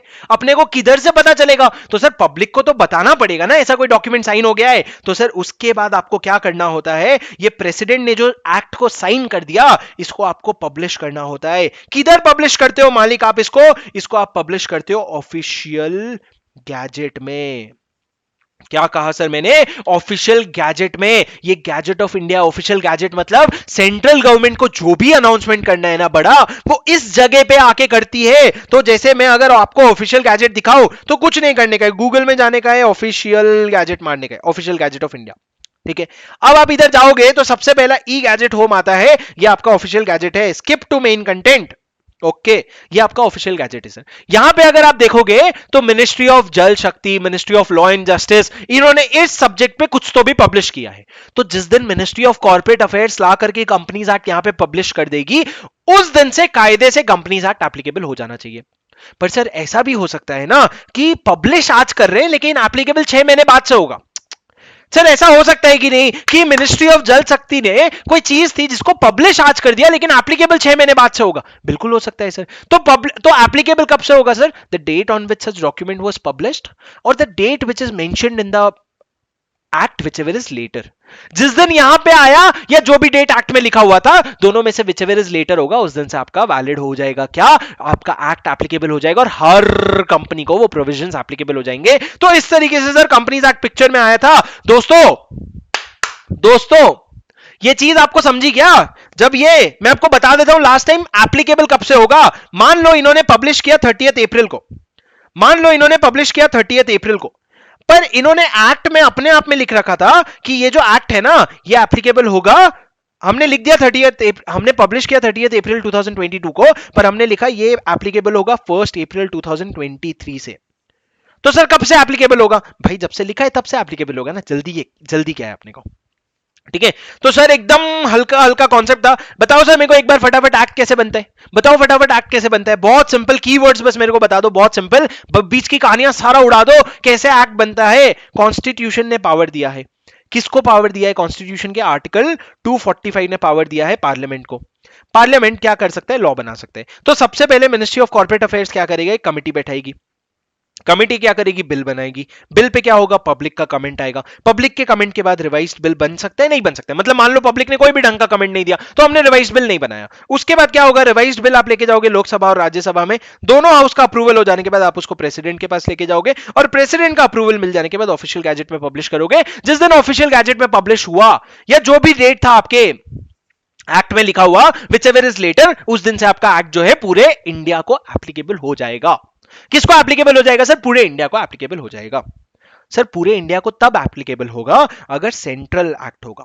जैसे कि कंपनीज एक्ट है, कंपनीज एक्ट स्टेट वाइज नहीं है, वो पूरा सेंट्रल एक्ट है, तो सेंट्रल पूरे इंडिया को एप्लीकेबल हो जाएगा। अब सर कुछ कुछ ना, कुछ कुछ होता है नहीं, कुछ कुछ आपके स्टेट रिलेटेड एक्ट्स भी बनते हैं, कुछ कुछ आपके स्टेट रिलेटेड लॉज भी बनते हैं, उसकी बात अपन नहीं करेंगे। ये ब्रॉडली इस तरीके से सर आपका एक्ट पिक्चर में आता है। सर ये एग्जाम में कितने मार्क्स का आएगा, सर ये जो है ना, ये बस आपको कॉन्सेप्ट क्लियर करने में हेल्प करता है, ठीक है। ओके सर, ओके ओके, आप समझ गए अब एक्ट कहां से आता है। सर आप समझ गए एक्ट कहां से आता है। मैं आपको कंपनीज एक्ट का इंट्रोडक्शन दे चुका हूं, लॉ वर्सेस एक्ट क्या होता है, मैंने आपको सेक्शन, सबसेक्शन, क्लॉज और सब क्लॉज क्या होता है मैंने ब्रॉडली बताया है। अब मैं आपको प्रैक्टिकली थोड़ी देर में दिखाऊंगा। उसके पहले सर मैं आपके लिए एक बहुत इंपॉर्टेंट चीज आंसर करना चाहता हूं, अमेंडमेंट्स का क्या सीन है। सर एक तो सबसे पहले ना, अमेंडमेंट्स से डरना बंद कर दो, ठीक है। अगर आप मेरी क्लास में बैठे हो ना, सबसे पहला काम ये करो, अमेंडमेंट से डरना बंद कर दो। क्यों सर, सिलेबस 100 मार्क्स का होता है, आपका मुश्किल से तो भी मुश्किल से 5 मार्क का क्या होता है, अमेंडमेंट होता है। 5 मार्क का अमेंडमेंट हो गया, ले किस्मत खराब 10 मार्क का हो गया, ले किस्मत खराब 10 मार्क का अमेंडमेंट हो गया, कोई फर्क नहीं पड़ता है, कोई फर्क नहीं पड़ता है आप लोगों को दोस्तों, बाकी 90 मार्क भी तो कवर करना है। तो अमेंडमेंट का टेंशन आप कृपया करके छोड़ दें। तो सर करना क्या है, आप सबसे पहले ये समझो अमेंडमेंट का क्या करना है। उसके पहले आप ये समझो कि अमेंडमेंट आपके लिए कब तक का एप्लीकेबल है। सर अगर आपका एग्जाम नवंबर 2022 है या आपका एग्जाम मई 2023 है, तो कोई मेरे को बता सकता है आपको कब तक का अमेंडमेंट आपके सिलेबस में एप्लीकेबल हो जाता है। Can someone tell me, till what date the amendment will be applicable for you. Sir, the answer is for November 22 students, amendment up to 30th April 2023 will be applicable. सही बोला ना मैंने, मेरे को तो कुछ गलत नहीं लग रहा है, तुमको कुछ गलत लग रहा है क्या।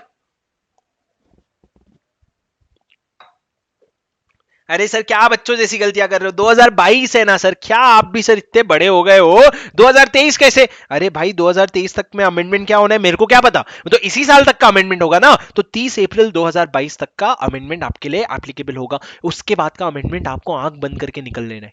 अब सर मई 2023 वालों के लिए 31 अक्टूबर 2022 तक का अमेंडमेंट एप्लीकेबल होगा, 31 अक्टूबर 2022 का। सर आज हम जुलाई में है, जुलाई तक के जितने भी अमेंडमेंट है ना, जो 30th अप्रैल तक हो चुके हैं, जो 30th अप्रैल तक हो चुके हैं, जो नवंबर 22 वालों के लिए वैलिड है, वो मैं इस क्लास में कवर करवाऊंगा। उसके बाद के जो 31 अक्टूबर तक के अमेंडमेंट रहेंगे, उसका मैं अलग से आपको वीडियो दे दूंगा दोस्तों, उसका मैं आपको अलग से वीडियो दे दूंगा। और वो वीडियो मैं आपको सही में बता रहा हूं, अगर अभी तक तो ऐसा कोई खास अमेंडमेंट आया नहीं है और ऐसा ही चलता रहा ना, तो कोई बहुत ज्यादा अमेंडमेंट आपके लिए आना नहीं है, शायद 100 में से 98% सिलेबस उतना ही रहेगा, ठीक है। तो अमेंडमेंट का टेंशन छोड़ दो सर। नवंबर 22 वालों आप लोगों को इस बैच के ऊपर कुछ भी नहीं देखना है, अनलेस इंस्टीट्यूट अपने आरटीपी में कोई गेम खेले, और इंस्टीट्यूट खेलती है सर, अपने को तो आदत हो गई, अपने को ऐसा हो गया, ब्रिंग इट ऑन वाला हो गया, तुम लोगों को भी मैं खिला दूंगा गेम। तो सर इंस्टीट्यूट खेलती है, बाकी आपको इस वीडियो के अलावा बाहर जाकर के कुछ भी अमेंडमेंट देखने की जरूरत नहीं पड़ेगी नवंबर 22 वालों। और मई 2023 वालों मैं तुम लोगों के लिए वीडियो बना दूंगा, अगर कोई अमेंडमेंट होता है मेरे यूट्यूब पे डाल दूंगा, ठीक है सर, ठीक हो गई बात। हाँ सर, अमेंडमेंट का टेंशन खत्म हुआ और अपना नोट्स का भी पॉइंट खत्म हो गया। सर बहुत सारे पॉइंट्स हैं, एकदम खतरनाक तुम लोगों को चीजें मैंने बता दी। अब मेरे साथ sir let's get started with what, the one and only Companies Act 2013। Sir companies act 2013 क्या है सर, मैं आपको एक चीज बता देता हूं, इसको अगर एक लाइन में समझाऊं ना, हर कोई को लगता है उसको कंपनीज एक्ट आता है, पर जब कंपनीज एक्ट एग्जाम में आता है तब उसको कुछ नहीं आता है। क्यों सर? क्योंकि आप ओवर कॉन्फिडेंस में चले जाते हो।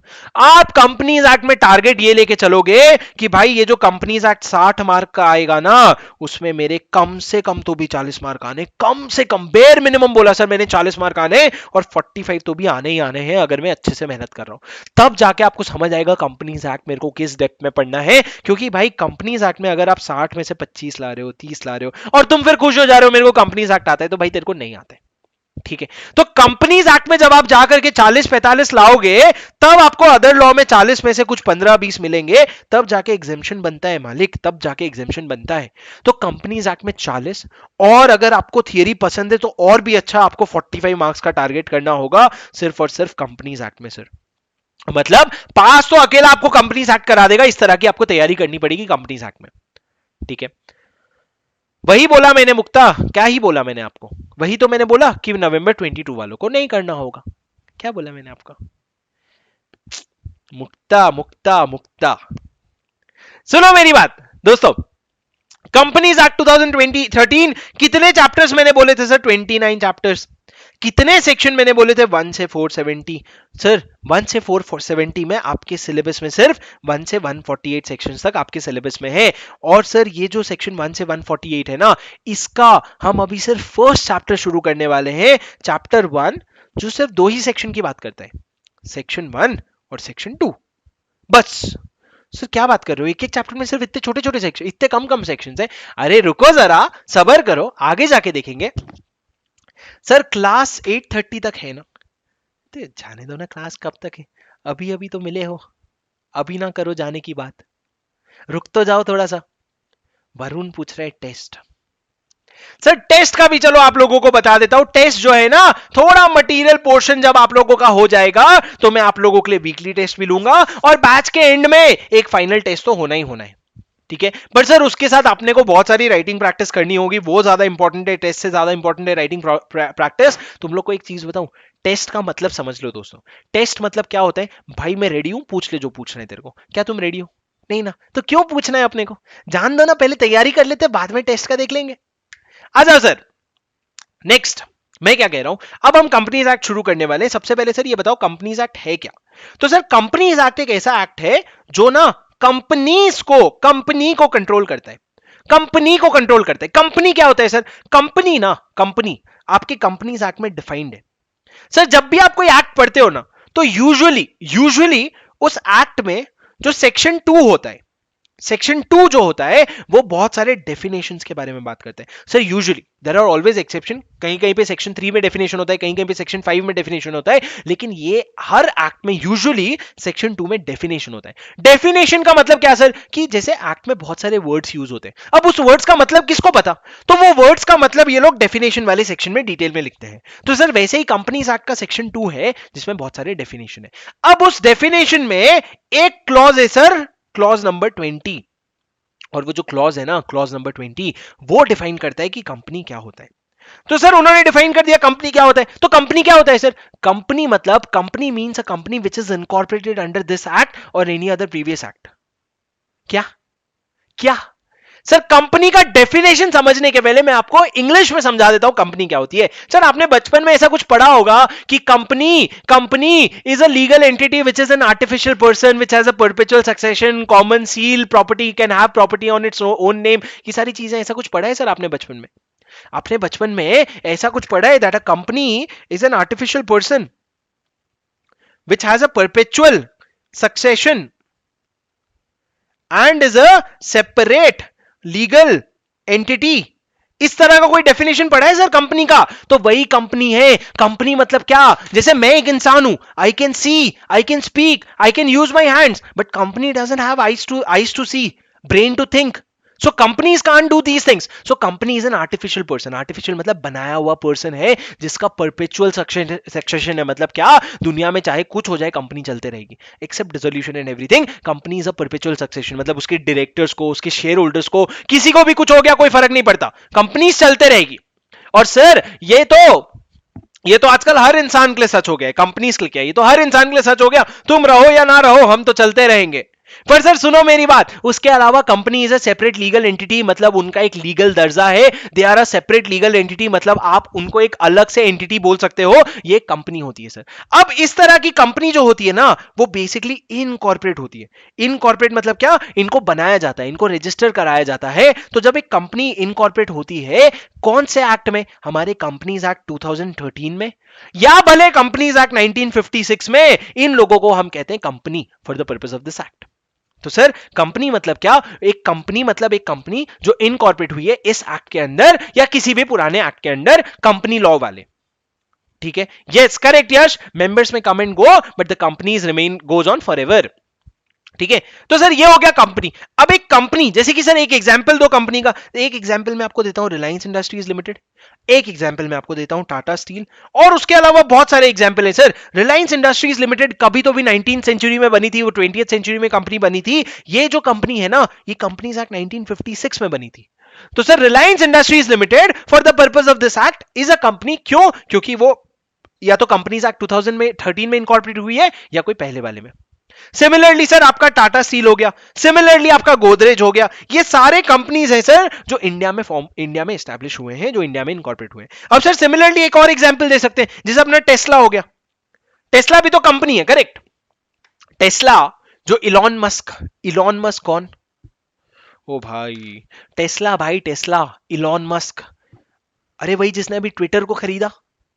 Sir Elon Musk, Tesla, Tesla भी अपनी कंपनी है ना, बोलो कंपनी है कि नहीं, अरे इंडियन इंडियन छोड़ो, कंपनी है कि नहीं सर। इलॉन मस्क की जो टेस्ला है ना, वो कंपनी नहीं है, कंपनी नहीं है। क्यों, क्योंकि भाई हमारे लिए कंपनी के डेफिनेशन में क्या आता है, वो कंपनी जो इंडिया में जो कंपनीज एक्ट में इनकॉर्पोरेट हुए हैं। टेस्ला आके हमारी कंपनीज एक्ट 2013 में बनी है क्या, टेस्ला आके कंपनीज एक्ट 1956 में बनी है क्या, नहीं ना। टेस्ला तो बाहर यूएस में बनी है, उधर का लॉ उसको लग रहा है, इंडिया से उसका कोई लेना देना भी नहीं है, तो for the purpose of companies act हम उसको कंपनी नहीं मानेंगे। पर आगे चल के आपको समझेगा कि भले वो कंपनी नहीं है, पर वो एक डेफिनेशन में आती है जिसको हम कहते हैं body corporate. Body corporate, body corporate क्या होता है सर, बॉडी कॉर्पोरेट एक ऐसा चीज है जो कंपनी को तो इंक्लूड करता ही है। कंपनी मतलब क्या, जो इंडिया में कंपनीज एक्ट के अंडर इनकॉर्पोरेट हुए, उसके अलावा वो कंपनी जो आउटसाइड इंडिया इनकॉर्पोरेट हुए हैं ना, उनको भी कंसिडर कर लेता है। मतलब जैसे टेस्ला है, वो कंपनी नहीं है हमारे डेफिनेशन के लिए, पर बॉडी कॉर्पोरेट है सर। तो इससे मैं कहना सिर्फ ये चाहता हूं कि टेस्ला इन जनरल, जब आप लॉ में नहीं बात कर रहे हो ना, आप इन जनरल बात कर रहे हो ना, तो आप बोल सकते हैं हाँ भाई कंपनी है। पर एक बात समझो, कंपनी का मतलब सिर्फ यही होता है जो कंपनी एक्ट में इनकॉर्पोरेट हुए, टेस्ला नहीं हुआ है तो उसको हम कंपनी नहीं कहेंगे, पर बॉडी कॉर्पोरेट कह सकते हैं, क्योंकि बॉडी कॉर्पोरेट में कंपनी जो इस एक्ट के अंडर इनकॉर्पोरेट हुए वो तो आते ही आते हैं, उनके साथ कोई बाहर के एक्ट में इनकॉर्पोरेट हुए तो वो भी आ जाते हैं, वो हो जाते हैं सर बॉडी कॉर्पोरेट। समझे सर। पर सर एक बात बताऊं क्या आपको, अरे एक बात बताऊं क्या आपको, मान लो सर, मान लो एक कोई अच्छी सी फॉरेन की कंपनी बताओ, फेसबुक, मान लो फेसबुक। अब फेसबुक ने क्या किया, फेसबुक ने इंडिया में आकर के अपनी खुद की एक कंपनी खोली। फेसबुक जो अपने आप में एक वहां की बॉडी कॉर्पोरेट है, वो इंडिया आकर के उसने अपना इंडिया में खुद का कंपनी खोला। अब ये क्या कंपनी कहलाएगी कि नहीं कहलाएगी sir, the answer is yes, कहलाएगी। बिकॉज ओनर कौन है उससे हमको फर्क ही नहीं पड़ता, ओनर बाहर का है, ओनर इंडिया का है, ओनर पाताल लोक का, इंडियन कहां का है, अपने को फर्क ही नहीं पड़ता। अपने को फर्क यह पड़ता है क्या कंपनीज एक्ट के अंदर तेरा जन्म हुआ है, क्या कंपनीज एक्ट के अंदर तेरा जन्म हुआ है, हाँ ना भाई, तो तू अपनी कंपनी चे।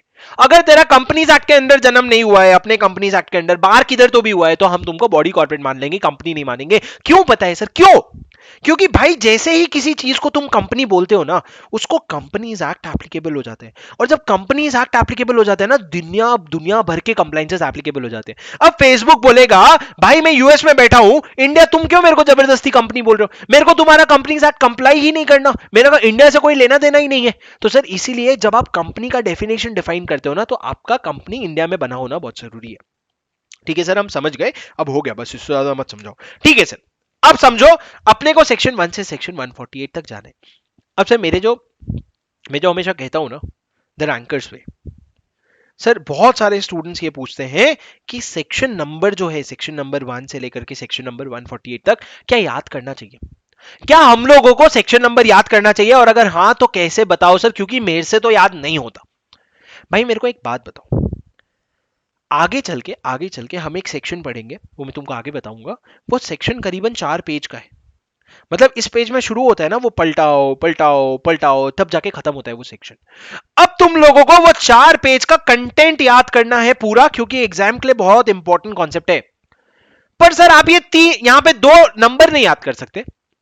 आप यहां पे अगर मान लो 74 लिखा है, वो 2 नंबर नहीं याद कर सकते आप। 73 लिखा है मान लो, तो आप वो 2 नंबर नहीं याद कर सकते। सर आप कर सकते हो, वो बस आपका मन आपको बार बार बोल रहा है नहीं कर सकता, नहीं कर सकता। अरे जब तुम 3 पेज का कॉन्सेप्ट याद कर सकते हो, ये 2 नंबर ने क्या बिगाड़ा है तुम्हारा?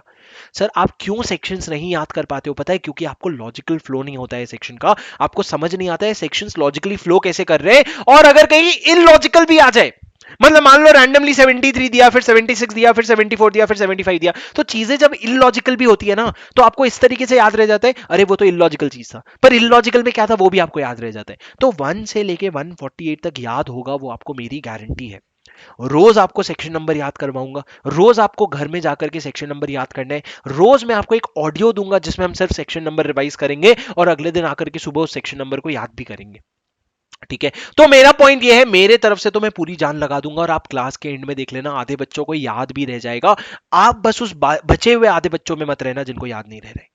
ठीक है, सेक्शन नंबर सबको याद रखना है, एकदम याद रखना है सर, एकदम याद रखना है। क्यों पता है यार, आजकल ना बहुत लोग बेसिकली सेक्शन नंबर याद करने लग गए। आज से 4 साल पहले हर किसी को रैंक लाने का सपना नहीं था, आजकल बहुत लोगों का सपना हो गया रैंक लाना। आज से 4 साल पहले लोग सेक्शन नंबर नहीं याद करते थे, पूरी जनता नहीं याद करती थी, तो इंस्टीट्यूट को भी एक्सपेक्टेशन नहीं था। पर आज के डेट में आप ही के दोस्त लोग आपके बाजू में बैठ के सेक्शन नंबर याद कर रहे हैं। तो सर आप समझो ना, आपका पेपर रखा हुआ है, उसका पेपर रखा हुआ है, और आपने भी सारी चीजें सेम लिखी, उसने भी सारी चीजें सेम लिखी, बस उसने एक सेक्शन नंबर एक्स्ट्रा लिख दिया, उसको आधे नंबर एक्स्ट्रा तो देने पड़ेंगे, क्योंकि भाई ने सेक्शन नंबर लिखा है। तो सर उस तरीके से इनडायरेक्टली आपके आधे नंबर कम हो जाते हैं। तो सेक्शन नंबर याद करना है। अब सर इंपॉर्टेंट क्वेश्चन पूछ रहा है आदर्श कि सर एग्जाम में गलत लिख दिया तो? देखो गलत नहीं लिखोगे, क्योंकि सेक्शन नंबर उस तरीके से याद हो जाते हैं। पर अगर मान लो याद किए, बहुत मेहनत किए, और एग्जाम में गए सेक्शन नंबर नहीं याद किया, नहीं याद हुआ, तो कोई बात नहीं, उसको छोड़ देना, कोई बात नहीं। सर देखो, हमेशा याद रखना, हमारे हाथ में सिर्फ मेहनत करने का लिखा हुआ है, हम सिर्फ मेहनत कर सकते हैं। सर मैंने पूरी जान लगा दी सेक्शन नंबर याद करने में, मैंने क्लास के साथ याद कर लिया, क्लास के बाद लिख लिया, मैंने अपने नोट्स में लिख करके देख लिया, मॉक टेस्ट पेपर में याद कर लिया। अब एग्जाम में बैठ के नहीं आया याद, तो मैं क्या कर सकता था? और मेरे को बताओ ना, मैं और क्या कर सकता था? कुछ नहीं कर सकता था। मैंने पूरा कर लिया अपना, बस उतना काफी है सर। और मैं आपको लिख के दे रहा हूं, सेक्शन नंबर एग्जाम में आपको आराम से याद आएंगे, इक्का दुक्का नहीं याद आएगा, वो कोई बात नहीं, वो तुम समझ लो, वो मतलब वो तुम होता ही है, समझ लो, इतना सा तो नुकसान बिजनेस लॉ से समझ लो वो थोड़ा सा। अब सर सेक्शन नंबर तो याद करने ही मैंने आपको सबसे पहले बता दिया, आप सिर्फ क्रोनोलॉजी समझिए अमित शाह के स्टाइल में, आप बस क्रोनोलॉजी समझो, आपको सारा सेक्शन याद हो जाएगा। अब सर शुरू करते हैं, बस एक सेक्शन 1 में आपको बताऊंगा, और उसके बाद अपन ब्रेक लेंगे, और उसके बाद वापस आकर के सेक्शन 2 के बहुत सारे इंपॉर्टेंट पॉइंट्स पढ़ेंगे। सर एक बार मेरे को अभी तक बता दो, अभी तक आपको समझ रहा है, जम रहा है, स्पीड ठीक लग रही है, कम ज्यादा, बढ़ाऊं तेज? बढ़ाऊंगा मैं स्पीड, इससे कम तो कतई नहीं होगा, फॉर श्योर कम नहीं होगा, इससे स्पीड बढ़ेगी। आज से 20 क्लास बाद शायद इसकी स्पीड 1.5 टाइम्स हो जाएगी। पर क्या आप लोगों को समझ आ रहा है? हाँ, यस सर, मस्त है, yes sir, great, everything is perfect, all right sir, बढ़ाओ सर, स्पीड बढ़ाओ।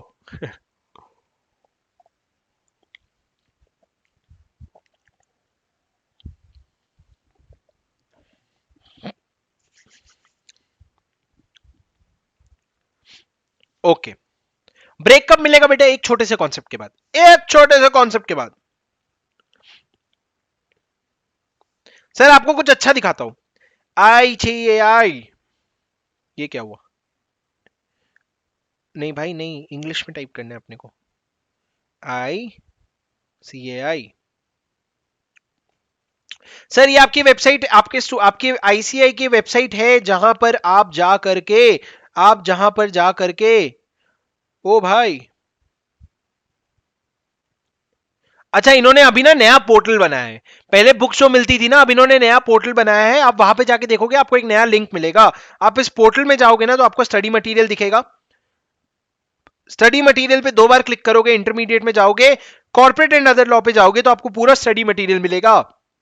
स्टडी मटेरियल में जाओगे, प्रिलिमिनरी में जाओगे और ये आपका चैप्टर 1 है सर, जहां पे आपको सेक्शन 1 और सेक्शन 2 मिलेगा। बेहद आसान चैप्टर है, बेहद इंपॉर्टेंट चैप्टर है, आपको बहुत सारे फंडामेंटल चीजें यहां से सीखने मिलेगी। अब मैं सबसे पहले सर आपको सेक्शन 1 पढ़ाता हूं। सेक्शन 1 एक बार मैं आपको बुक से रीड करवाऊंगा और उसके बाद मैं आपको ब्रेक दूंगा और आकर के हम सेक्शन 2 पढ़ेंगे। ठीक हो गई बात सर? ठीक हो गई क्या बात? जी सर बताओ सेक्शन 1 क्या है? सेक्शन 1 सर किसी भी एक्ट का जब आप सेक्शन 1 पढ़ते हो ना, वो आपको 4 चीजों के बारे में बताता है। एक तो शॉर्ट टाइटल, ठीक है। दूसरा एक्सटेंट, कहां तक एप्लीकेबल है ये, कमेंसमेंट, कब से शुरू हो रहा है ये। सर मैं कह रहा हूं जब आप सेक्शन 1 पढ़ते हो तो सेक्शन 1 आपको 4 चीजों के बारे में बताता है कि एक तो इसका शॉर्ट टाइटल क्या होगा, ये एक्सटेंड कहां तक एप्लीकेबल होगा, ये कमेंसमेंट कब से होगा, एप्लीकेबिलिटी किसको किसको होगी। तो सर शॉर्ट टाइटल में बेसिकली ये लोग एक्ट का नाम लिख देते हैं। इस एक्ट को हम प्रेम से क्या बुलाएंगे, प्रेम से हम इस एक्ट को कंपनीज एक्ट बुलाएंगे, कंपनीज एक्ट 2013। ये इन्होंने शॉर्ट टाइटल लिख दिया कि बंदे का नाम क्या है। उसके बाद इन्होंने बोला एक्सटेंट, ये किसको किसको एप्लीकेबल है। सर ये एक्सटेंट होल ऑफ इंडिया है, ये पूरे इंडिया को एप्लीकेबल होता है। बचपन में सर पहले जब मोदी जी नहीं हुआ करते थे तब हम कोई ऐसी चीजें पढ़ते थे जैसे कि जम्मू एंड कश्मीर को एप्लीकेबल होगा नहीं होगा, फलाना ढिमकाना। अब इन्होंने बोला कोर्स कम करना है बच्चों का, अपने को बहुत मेहनत करनी पड़ेगी, होल ऑफ इंडिया में जम्मू एंड कश्मीर को बाई डिफॉल्ट इंक्लूड कर लो। सर ये जो इन्होंने आर्टिकल 370 हटाया था ना, उसके बारे में फिर कभी बात करेंगे हम। लेकिन इन्होंने जो बीच में न्यूज आया था ना, कश्मीर अब अपना है, तो सर उसमें इन्होंने क्या किया था, जम्मू एंड कश्मीर को इंडिया के सारे प्रोविजंस एप्लीकेबल करवा दिए। तो जब आप कमेंसमेंट की एक्सटेंट की बात करते हो तो it will be applicable to whole of India including Jammu and Kashmir by default. अब उसमें कोई क्वेश्चन ही नहीं है, ठीक है। तो एक बार रुक के मोदी जी को थैंक यू बोलो, thank you Modi ji. Commencement, sir सुनो ना, ये आपका एक्ट कब से एप्लीकेबल होगा, तो मैंने आपको बताया था जिस दिन ये ऑफिशियल गैजेट में पब्लिश हो जाए या जब वो डेट लिख दे कि कब से एप्लीकेबल होगा, तब से ये एक्ट एप्लीकेबल हो जाएगा। Not that important, but the next important part is ये एक्ट किसको किसको एप्लीकेबल है। सर किसको किसको एप्लीकेबल है मतलब क्या, कंपनीज एक्ट है, कंपनीज को एप्लीकेबल रहेगा। हाँ वो तो हमने समझा, कंपनीज एक्ट मतलब तुम जो बोल रहे हो कंपनीज को एप्लीकेबल रहेगा, समझा। लेकिन मेरे को एक बात बताओ, बैंकिंग कंपनी को भी एप्लीकेबल रहेगा क्या? अभी कंपनी में एक आता है बैंकिंग कंपनी, उसको भी एप्लीकेबल होगा क्या? क्यों ऐसा पूछ रहे हो सर? क्योंकि भाई बैंकिंग कंपनी के लिए तो इन्होंने अलग से बैंकिंग रेगुलेशन एक्ट बना रखा है। एक बैंकिंग रेगुलेशन एक्ट करके इन्होंने एक एक्ट बना रखा है, तो बैंक्स को क्यों एप्लीकेबल होगा? तो लॉ ने बोला बैंकिंग कंपनी को भी एप्लीकेबल होगा। बस ये ध्यान रखना कि जो हमारा कंपनीज एक्ट है और जो हमारा बैंकिंग रेगुलेशन एक्ट है, दोनों के बीच में इनकंसिस्टेंसी नहीं है। इनकंसिस्टेंसी मतलब क्या, क्या पता बैंकिंग रेगुलेशन एक्ट बोल रहा हो कि मिनिमम 5 डायरेक्टर चाहिए और हम बोल रहे हैं कि मिनिमम 3 डायरेक्टर चाहिए, तो बैंकिंग रेगुलेशन एक्ट आके बोलेगा कि भाई कंपनीज एक्ट तू कैसे 3 बोल रहे हैं, जब मैं बोल रहा हूं 5 तो 5 चाहिए, तू कौन होता है? तो उस समय कंपनीज एक्ट हाथ जोड़ के पीछे आ जाएगा, बोलेगा तुम बैंक पहले हो कंपनी बाद में हो, तुम बैंक पहले हो कंपनी बाद में हो, तो तुम बैंकिंग रेगुलेशन एक्ट का पालन कर लो। लेकिन अगर कोई चीज इनकंसिस्टेंट नहीं है तो उसमें कंपनीज एक्ट की बात मान लेना। तो सर मैंने ये बोला क्या बैंकिंग कंपनीज को भी एप्लीकेबल होगा? हाँ जी हाँ, बैंकिंग कंपनीज को भी एप्लीकेबल होगा, पर यह चीज बस ध्यान रख लेना कि जो कंपनीज एक्ट के प्रोविजन है ना, वो बैंकिंग रेगुलेशन एक्ट से इनकंसिस्टेंट नहीं है, ठीक है। सर सिमिलरली जैसे जैसे जब बैंकिंग कंपनी की बात आती है ना, उसका एक और साथी आता है इंश्योरेंस कंपनी। तो सर ये जो इंश्योरेंस कंपनीज वगैरह होते हैं बहुत सारे, एचडीएफसी लाइफ इंश्योरेंस कंपनी हो गया, जो भी जितने भी इंश्योरेंस कंपनी होते हैं, इन लोगों को भी कंपनीज एक्ट एप्लीकेबल होगा क्या? लॉ ने कहा हाँ, तुम्हारा भी इंश्योरेंस एक्ट होता है तो तुम लोगों को तब तक एप्लीकेबल होगा जब तक कंपनीज एक्ट जो है ना इंश्योरेंस एक्ट से इनकंसिस्टेंट नहीं है, तब तक तुमको कंपनीज एक्ट एप्लीकेबल होगा। सिमिलरली सर कंपनीज आते हैं इलेक्ट्रिसिटी कंपनी, जैसे बैंकिंग कंपनी, इंश्योरेंस कंपनी और इलेक्ट्रिसिटी कंपनी, ये तीनों goes hand in hand. Banking, insurance, electricity, क्या बोला मैंने? बैंकिंग, इंश्योरेंस, इलेक्ट्रिसिटी, ये तीनों कंपनी हाथ के हाथ चलते हैं क्योंकि इन तीनों के लिए अलग से एक्ट बना हुआ है। तो इलेक्ट्रिसिटी कंपनी के लिए भी इलेक्ट्रिसिटी एक्ट बना हुआ है, तो वो इलेक्ट्रिसिटी एक्ट का इनकंसिस्टेंट नहीं होना चाहिए, उसके अलावा तुमको ये प्रोविजन एकदम भारी एप्लीकेबल हो जाएगा। मतलब मैंने कहा सर ये कंपनीज एक्ट जो है ना, कंपनीज को तो एप्लीकेबल है, कौन से कंपनीज जो इस एक्ट में इनकॉर्पोरेट हुए, उसके अलावा बैंकिंग कंपनी को भी एप्लीकेबल है, इंश्योरेंस कंपनी को भी एप्लीकेबल है, इलेक्ट्रिसिटी कंपनी को भी एप्लीकेबल है, प्रोवाइडेड ये तुम्हारे रेस्पेक्टिव एक्ट से कंपनीज एक्ट कंसिस्टेंट है, इनकंसिस्टेंट नहीं है। सर समझे? उसके अलावा सर अब ना कुछ स्पेशल कंपनीज भी होते हैं। स्पेशल कंपनीज मतलब क्या सर? जो स्पेशल एक्ट में बनते हैं। सर स्पेशल एक्ट मतलब क्या? अरे भाई जैसे कि लाइफ इंश्योरेंस कॉर्पोरेशन हो गया, लाइफ इंश्योरेंस कंपनी। आपने सुना है एलआईसी के बारे में? एलआईसी क्या है सर? एलआईसी वही है जिसके तुम इंश्योरेंस लेकर के तुम्हारे घर वाले सारे बैठे हुए हैं। लाइफ इंश्योरेंस जहां पे तुम्हारा लाइफ इंश्योरेंस लेकर के तुम्हारे घर वाले बैठे हैं वो एलआईसी है। एलआईसी वही है जिसका अभी आईपीओ आया था। एलआईसी वही है जिसमें सेंट्रल गवर्नमेंट ने अपना स्टेक बेच दिया। तो सर लाइफ इंश्योरेंस कॉर्पोरेशन एक ऐसा कॉर्पोरेशन है जो एलआईसी एक्ट, एक स्पेशल एक्ट बना था एलआईसी एक्ट, उस एक्ट के अंडर एक कंपनी बनी थी एलआईसी, वो कंपनी है। तो सर ये जो स्पेशल एक्ट पे स्पेशल कंपनी बनी है, क्या इसको भी कंपनीज एक्ट एप्लीकेबल होगा? हाँ जी हाँ, हाँ जी हाँ, इनको भी स्पेशल एक्ट, इनको भी कंपनीज एक्ट एप्लीकेबल होगा। बस एक ही चीज वापस ध्यान रख लेना कि भैया वो जो स्पेशल एक्ट है ना उससे इनकंसिस्टेंट नहीं है अपन। मतलब क्या? एलआईसी एक्ट से हम कुछ कॉन्ट्राडिक्टरी नहीं बोल रहे हैं। अगर हम कॉन्ट्राडिक्टरी बोल रहे हैं तो हमारी बात भूल जाओ, एलआईसी एक्ट की बात मान लो। समझे सर? उसके अलावा सर कोई भी और बॉडी कॉर्पोरेट जो सेंट्रल गवर्नमेंट के अंडर बनी है उसको भी कंपनीज एक्ट एप्लीकेबल होगा। क्या मतलब सर? सेंट्रल गवर्नमेंट ने एक बॉडी कॉर्पोरेट बनाया है national highway authority of India, एक बॉडी कॉर्पोरेट बनाया है national highway authority of India. ये जो जितने भी बड़े बड़े हाईवे प्रोजेक्ट्स बनते हैं ना उसका पूरा काम एनएचएआई संभालती है। तो जो national highway authority of India है ये सेंट्रल गवर्नमेंट की एक बॉडी है, तो उसको भी कंपनीज एक्ट एप्लीकेबल हो जाएगा, उसको भी कंपनीज एक्ट के प्रोविजन एप्लीकेबल हो जाएंगे। ये एप्लीकेबिलिटी वाला पॉइंट है सर। सवाल ये उठता है कंपनीज एक्ट क्या सिर्फ उन्हीं कंपनीज को एप्लीकेबल है जो नॉर्मल कंपनीज है? नहीं सर, उसके अलावा बैंकिंग कंपनी हो गया, इंश्योरेंस कंपनी हो गया, इलेक्ट्रिसिटी कंपनी हो गया, कोई और स्पेशल कंपनी हो गया, या कोई बॉडी कॉर्पोरेट हो गया जो सेंट्रल गवर्नमेंट ने जिसको बना करके दिया है, तो वो बॉडी कॉर्पोरेट को भी कंपनीज एक्ट एप्लीकेबल होगा। पर सर उसके अलावा और किसी को एप्लीकेबल नहीं होगा। मतलब क्या? अब टेस्ला है तो क्या टेस्ला को कंपनी एक्ट एप्लीकेबल होगा? ना ही वो कंपनी है, ना बैंकिंग कंपनी, ना इंश्योरेंस, ना इलेक्ट्रिसिटी कंपनी है, ना ही हमारे कोई स्पेशल एक्ट पे बनी है, और ना ही वो बॉडी कॉर्पोरेट है जिसको सेंट्रल गवर्नमेंट ने बनाया है। अपने टेस्ला को हमारे मोदी जी ने बनाया क्या? नहीं ना। तो हमारी सेंट्रल गवर्नमेंट ने नहीं बनाया है, तो टेस्ला को भी एप्लीकेबल नहीं होगा ये प्रोविजन। कंपनीज एक्ट किसको किसको एप्लीकेबल होगा सर? एक बार अपने मुंह से बोलो। नॉर्मल कंपनीज जो इस एक्ट में या प्रीवियस किसी एक्ट में इनकॉर्पोरेट हुए हैं। Banking company so far as the provision of companies act is not inconsistent with banking regulation act. Banking companies so far as the provisions are not inconsistent with Banking Regulation Act. Insurance companies so far as the provision are not inconsistent with Insurance Act. Electricity company, Electricity Act. Special companies जैसे कि LIC हो गया, जैसे कि आपका reserve bank हो गया, ये सारे स्पेशल कंपनीज होते हैं। तो so far as it is not inconsistent with the special act. और लास्ट वो बॉडी कॉर्पोरेट जिसको सेंट्रल गवर्नमेंट बनाता है, कि 6 वो लोग हैं जिनको क्या एप्लीकेबल हो जाता है सर? आपका कंपनीज एक्ट एप्लीकेबल हो जाता है। मैं आपको एक बार लॉ की लैंग्वेज हमारे आईसीआई मॉड्यूल से पढ़ाता हूं, इसके बाद ब्रेक के बाद मैं अपने आपको नोट से चीजें पढ़ाऊंगा। सर ये देखो सेक्शन 1, उसके ऊपर हेडिंग क्या लिखा हुआ है? शॉर्ट टाइटल पहला, एक्सटेंट, कमेंसमेंट और एप्लीकेशन। शॉर्ट टाइटल क्या है? Companies act 2013। एक्सटेंट क्या है? Whole of India. कमेंसमेंट कब से होगा? जो डेट हम ऑफिशियल गैजेट में डालेंगे। एप्लीकेशन किसको होगा सर? ये देखो, दिस सेक्शन फर्दर मोर, आपको ये दिख रहा है? दिस सेक्शन फर्दर मोर, आपको यहां पे स्क्रीन में दिख रहा है? This section further more states the applicability of this act. The provision of this act shall apply to a companies incorporated under this act or under any previous company law. मतलब companies act 2013 में जो company बने हैं, या companies act 1956 में, जैसे कि Tata steel हो गया, रिलायंस इंडस्ट्रीज हो गया, ये सब तो पहले ही बने ना, इन्फोसिस हो गया, ये सारे तो पहले ही बने ना, वो सारे कंपनीज की बात कर रहे हैं। दूसरा, insurance company, except in so far as the provisions are inconsistent with the provision of insurance act or the insurance regulatory and development authority act. Sir ये insurance regulatory and development authority act जो है ना, इसको कहते हैं IRDA. आपने कभी PFRDA और इरडा सुना होगा? नहीं सुना होगा तो आज मैं पहली बार आपको बता रहा हूं। IRDA, insurance regulatory and development authority, insurance को रेगुलेट करने के लिए और डेवलप करने के लिए जो अथॉरिटी बनी है, उसका जो एक्ट है वो। तीसरा, banking companies except in so far as the said provisions are inconsistent with the provision of banking regulation act. Fourth, companies engaged in the generation and supply of electricity except in so far as the provisions are inconsistent with the provision of this electricity act. Sir ये जो language है इसको हिंदी में बोलूं? हिंदी में बोलूं? क्या लिखा है इन्होंने? लिखा है कि ये जो एक्ट है ना, ये एप्लीकेबल हो जाएगा बैंकिंग कंपनी को, पर सिर्फ उतने हद तक एप्लीकेबल नहीं होगा जितने हद तक इनकंसिस्टेंट है, उसके अलावा पूरा एप्लीकेबल हो जाएगा। मतलब तभी एप्लीकेबल होगा अगर प्रोविजन कंसिस्टेंट है या फिर कॉन्ट्राडिक्टरी नहीं है।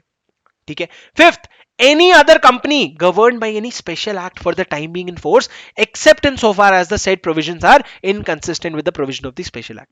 तो सर कभी कभी मैं आपको बता रहा हूं, कभी कभी अगर सिचुएशन ऐसा होगा कि आपके पास नोट्स नहीं है और आपको नोट्स में ब्रैकेट में एलआईसी लिखना है, तो आप क्या करोगे, आप अपने नोट्स, जो भी नोट्स मेंटेन कर रहे हो, आपको एक ब्लैंक नोट्स लेकर के आना पड़ेगा। जो नोट्स आप जहां पे नोट्स लिख रहे हो वहां के नीचे के पेज में बॉटम में आप एक दूसरे कलर पेन से लिखना शुरू कर दो कि स्पेशल एक्ट के अंदर जो कंपनी बनी है उसका मतलब है एलआईसी।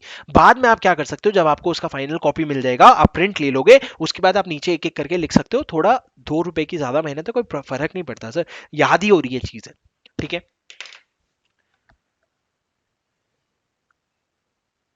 ओके।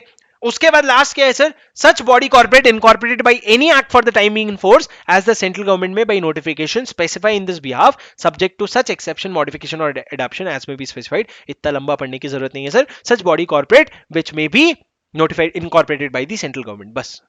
तो सर एग्जाम्पल क्या है इसका, जैसे कि फूड कॉर्पोरेशन ऑफ इंडिया हो गया, national highway authority of India हो गया, ये आपके किस में आ जाते हैं, ये आपके डेफिनेशन में आ जाता है।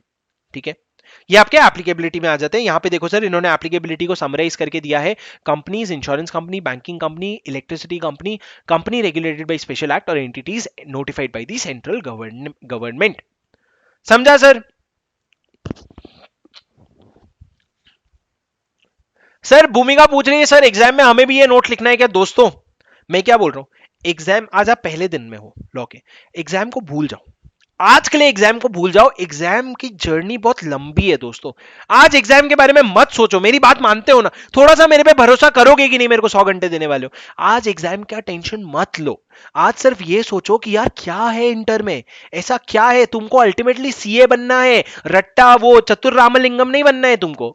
ठीक है, वैसे तो चतुर रामलिंगम बनना है, आईसीआई मॉड्यूल उठाओ, आंख बंद करके रटते रटते रटते रटते खत्म कर दो, एग्जामिशन भी आ जाएगा। लेकिन समझो, तुम ये समझो तुमको कुछ नया सीखने मिला क्या, तुम कुछ नया समझे क्या, कि भैया 3 तरह की कंपनी हाथ के हाथ मिला के चलते हैं, बैंकिंग, इंश्योरेंस और इलेक्ट्रिसिटी। क्या आपको ये चीज समझ आई? हाँ, तो चलो sir, it's 6:49, let's take a break. I will see you after the break in 10 minutes sharp. ठीक है, and then we will class end the class around 8 o'clock। ठीक है, रैंचो बनना है, करेक्ट, चतुर नहीं, रैंचो बनना है, वरना क्या होगा, क्या होगा बताओ, क्या बोला था उसने स्पीच में? नहीं बताना बिल्कुल भी। चलो guys, see you after the break, have a good break, see you.